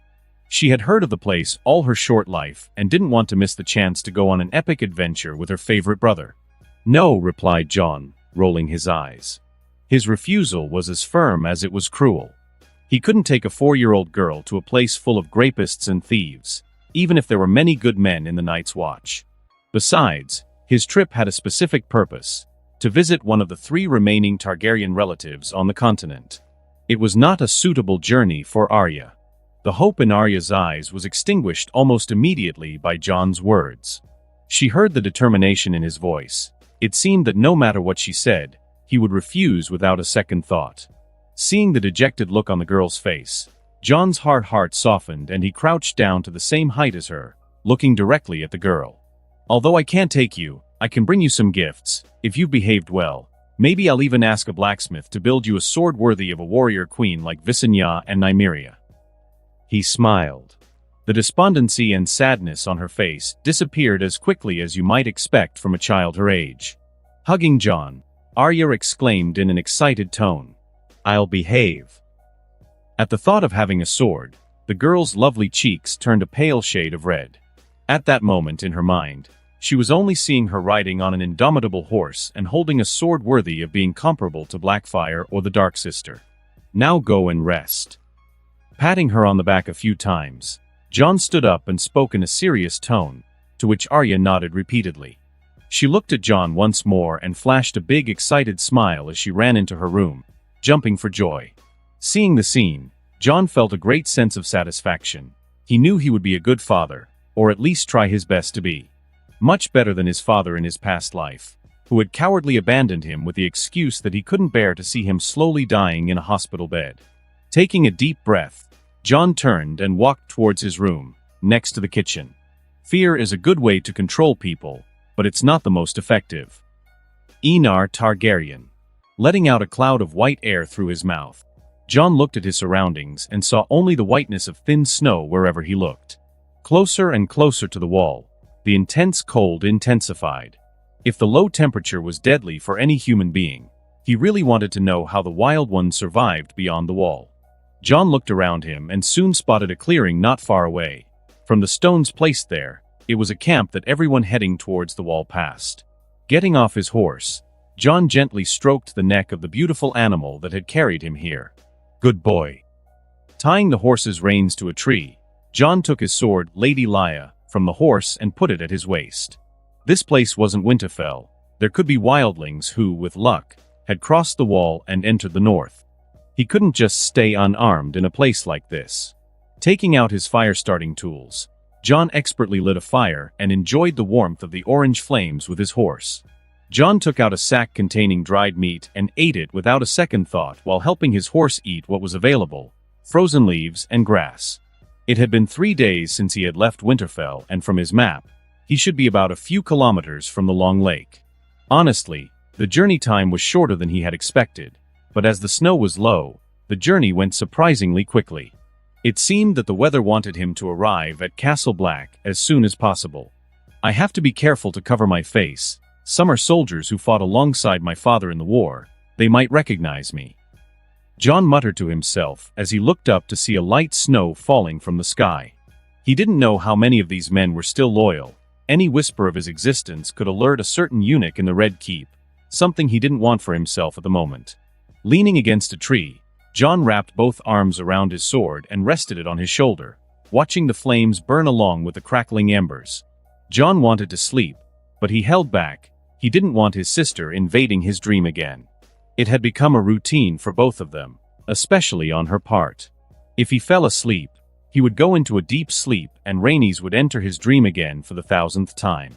He didn't think it was a bad thing to talk to her, but this feeling of being treated like a younger brother was simply annoying, and the girl couldn't stop hugging him every time they saw each other in their dreams. Always looking at him with a look of determination, as if the most important task in her life was to protect him. Although worry warmed his heart, he was not a child. The moment he was chosen by the omniscient and omnipotent God, he was already destined to be king, and a king has no childhood, only responsibilities and duty. To this end, even though he wanted to play like any normal child, something he had never done in his past life, Jon strove to train and study every moment he could, including in his dreams, where Queen Visenya and Queen Rhaenys taught him everything they could, from blood magic to etiquette. You could say that of the 24 hours in the day, he was training 18H. Also that he could survive in the future and raise his family to heights never seen before. While Jon was thinking, he heard a twig break, before silence returned to his surroundings. Without having to look around, Jon spoke in a calm tone. If you want a fire for warmth, I can share it, but if you want a fight, I'll slit your throats. No one answered Jon for long minutes, but a loud laugh was heard, along with quick, heavy footsteps. Ha ha ha ha. The southern cub is brave. Hearing his words, Jon's lips twitched. It was the first time he had been called a southerner, even though it was in the north. Jon raised his head and saw a tall, strong man, accompanied by a man and a woman. They were all dressed in animal skins. Their hair was messy, and they obviously hadn't bathed for days or even weeks. Savages, or as they wanted to call themselves, the free folk. Jon remained indifferent despite being outnumbered and outgunned. He had a sword and the enemy had axes and spears as weapons. From anyone's point of view, he was in a dangerous situation, but he didn't think so himself. When you can see your enemy's future blows, there are very few things that can really kill you, and the 3 savages were definitely not one of those people. Seeing the boy looking at him without fear, Craner couldn't help but cluck his tongue in admiration. At the boy's age, he would have been pissing himself with fear if he had come across 3 enemies alone in a forest. Since you shared your fire, how can I hurt you, cub? Craner smiled, showing his rotten, yellowed teeth. He walked over and sat down opposite the boy, being able to see the boy's appearance without difficulty. From the clothes and sword he was holding, Craner assumed that the cub was from a noble house of the north, perhaps even the heir to an important house. His other 2 companions also approached and sat down next to their leader. They were both looking at the child before them. The black-haired, blue-eyed woman called Grace couldn't help but be surprised by the boy's beauty. He was definitely the most handsome man she had ever seen in her life. Seeing the look on Grace's face, Craner and the other man burst into loud, boisterous laughter. Look at Grace's face. She obviously wants to be stolen by the boy. Ha ha ha ha ha. Her companion's taunts made the 25-year-old woman snort coldly as she punched both men in the shoulder. Shut up, you idiot brothers. She snarled angrily as she glared at her brothers with a cold, frightening look. TSK. That look reminds me of the ice spiders. Craner commented as she stroked his shoulder, feeling sore from her sister's punch. How adorable, a family of 3 on a journey to death. Jon commented, throwing some more sticks on the fire. His purple eyes shone with a faint phosphorescent glow. Craner felt a shiver run through his body at the sight of those purple eyes. An emotion he hadn't known for a long time welled up in his chest. Fear. This boy was strange, very strange. As if reading his thoughts, the boy smiled and spoke with a tone that sent shivers through his body. You're dead if you keep going towards Winterfell. How do you know we're heading for Winterfell? Craner forced himself to calm down and asked, the hand holding his axe tensing slightly. Because I saw their heads rolling on the ground after being decapitated by ice, the ancestral sword of House Stark.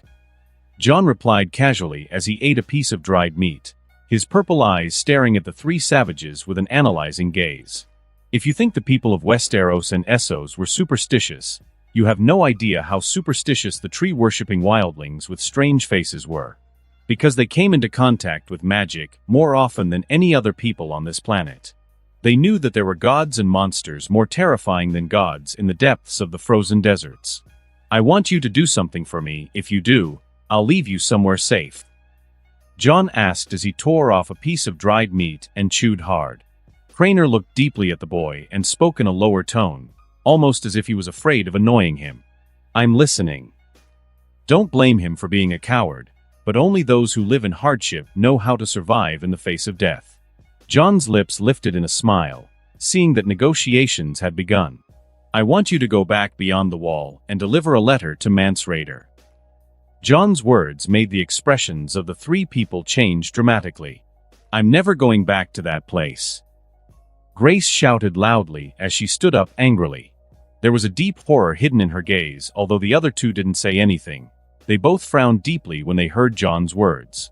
Only they know how difficult it was to climb the wall and enter the north. You'll have a special guide. You won't get hurt. Jon said, pointing upwards. The 3 savages raised their heads and saw a raven perched on a branch of a tree. The strangest thing was that the crow had 3 eyes, a huge eye in the middle of its forehead. The 3-eyed crow. You love surprises or you hate them. I hate it with all my might. But maybe it's because I can see the future and I've gotten used to expecting what's to come. Aenar Targaryen said to Tyrion Lannister. Craner swallowed as he caught sight of the 3-eyed raven. Ancient legends invaded his mind as his hands began to sweat, despite the cold that surrounded him. Legends of a green seer from the children of the forests. Don't worry, he doesn't eat people. Or at least, I don't think so, commented Jon, with a hint of amusement in his eyes. As for the 3-eyed raven, he had never met this relative before. He had only sensed at one time someone trying to get a glimpse of his future, an arduous and one might say, potentially deadly task. Jon, however, already knew the identity of the man behind the raven. Brynden Rivers, one of the great bastards of Westeros and illegitimate son of Aegon IV. The raven flew elegantly through the air, landing on Jon's shoulder. Its 3 eyes stared at him deeply and calmly. Not like an ordinary bird, but like someone endowed with true consciousness. It was a human who looked out from behind the raven's eyes. Jon ignored the fear on the faces of the 3 savages in front of him, concentrating only on the crow perched on his shoulder. Hello, great uncle, Jon greeted with a smile. Brynden's arrival was an unexpected but welcome surprise. The crow cawed, as if in reply, before taking flight again, landing next to the 3 savages. I apologize for disturbing you, but I need you to guide these people to Mance Rayder, said Jon, fixing his eyes on the raven, who was now analyzing the 3 brothers with an intense and enigmatic gaze. Unlike Jon, the 3 savages felt nothing but fear and dread before those frightening eyes. As you can see, you can return without danger. If you want, you can even bring more people. Consider it an additional reward for your services, declared Jon, looking directly at Craner. His voice was calm, but carried a majesty that made the man, already over 40, fidget uncomfortably. Faced with that regal gaze, Craner weighed up his options: accept and live or refuse and die. The The choice was obvious to anyone who valued life. "We accept," he answered quickly. At that moment, he just wanted to be as far away as possible from this southern cub. He'd never seen anything so scary before. Even the White Walkers weren't as scary as a boy who seemed to know something about them. Jon nodded and took out a sheet of yellowed paper and a charcoal pencil from his bag. Something more refined would be ideal, but the North was far from offering the luxury of SOs. After about 15 minutes of writing, Jon drew a three-headed dragon at the bottom of the sheet. He then rolled up the paper and secured it with a small malleable twig. Although it wasn't a parchment fit for a king, Jon didn't mind. He had to use what he had in his hands at the moment. Watching the three savages leave with his great-uncle, Jon smiled. Although it was an unusual meeting, he liked how it turned out.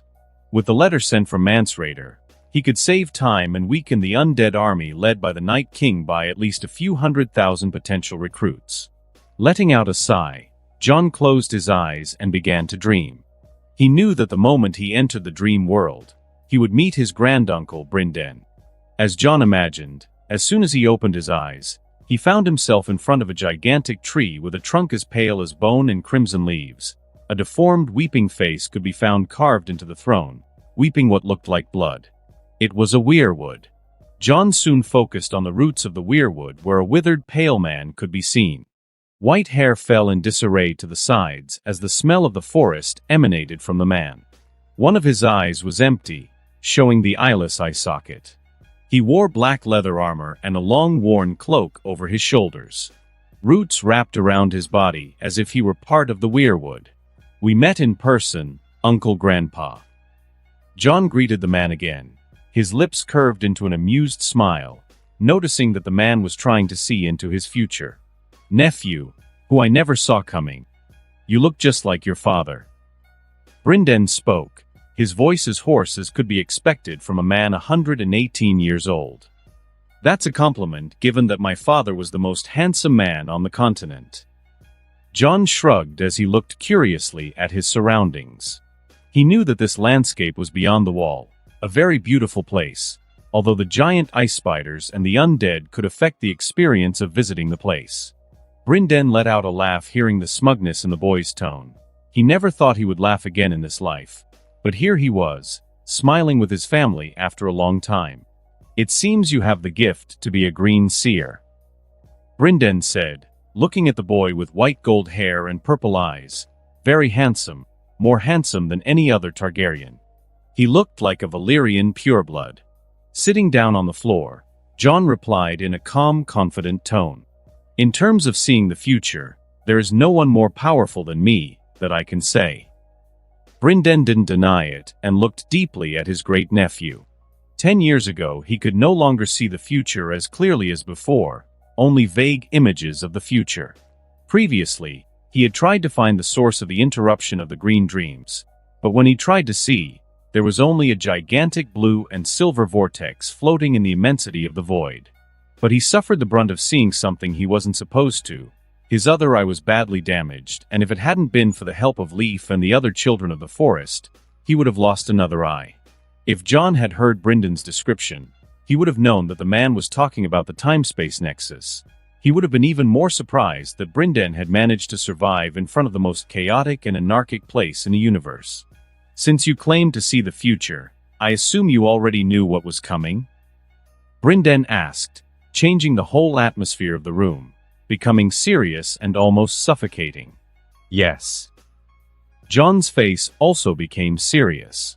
He was under a lot of pressure. Taking the throne, dealing with an army of undead and surviving a few years without sunlight, and all in less than a decade. Only he knew how much pressure he was feeling at the moment. He would have loved to play on easy mode, but the world automatically chose Dark Souls mode. "What do you plan to do?" Brynden didn't speak his own opinions about the future, instead asking about his nephew's opinions. "Take the throne, fight the undead army, and live a comfortable and enjoyable long life." Jon answered with an indifferent expression. He himself knew that his own words were just self-deception, especially the last part about the long and comfortable life. He would indeed have a long life, but a long life full of problems. Bryndon's lips twitched when he heard his nephew casually refer to the war that had decided the future of humanity. A world of ruins or the survival of the human race. Noticing Bryndon's small movements, Jon didn't need to be a mind reader to know what the man was thinking. "Don't worry, uncle. I have a dragon, an army of fanatics. Although the situation may seem extremely dangerous, I'm preparing for my reconquest in the year 296. Jon's words made Bryndon show an expression of surprise. He ignored the other names and focused on the most important one: dragon. Perhaps because he was a Targaryen, the name dragon had an irresistible charm for any Targaryen. It was like a yearning from the bottom of his heart, pulsing like a strong desire to possess something that every Targaryen should have the right to own. "Yes, my brother and fellow warrior, Caraxes." Jon rolled his eyes at Bryndon's gaze, almost like a child listening to a favorite story.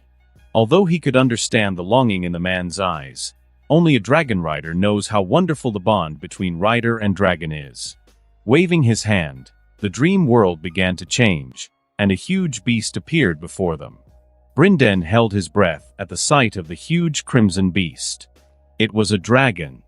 Caraxes at this moment was much bigger than 4 years ago. His length had grown from 20 meters, 65 feet, to 51 meters, 167 feet.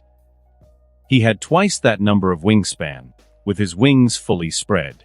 In all honesty, Caraxes' growth exceeded Jon's expectations, but the rapid growth brought some difficulties, which were easily overlooked by thinking about the dragon's growth rate. The bigger Caraxes, the better for Jon, who could easily intimidate some dishonest people. However, the amount of food the dragon was eating was no joke. Jon had heard reports of a huge beast flying over Ice Bay and whale carcasses left on the beach. It was obvious that Caraxes was dining on whales at night. And that concludes this episode. If you enjoyed it, I'd seriously love it if you guys could leave a like on the video, as it genuinely helps out so much, and it keeps me going, plus it takes only 1 second. That said, have a wonderful day. See you in the next one.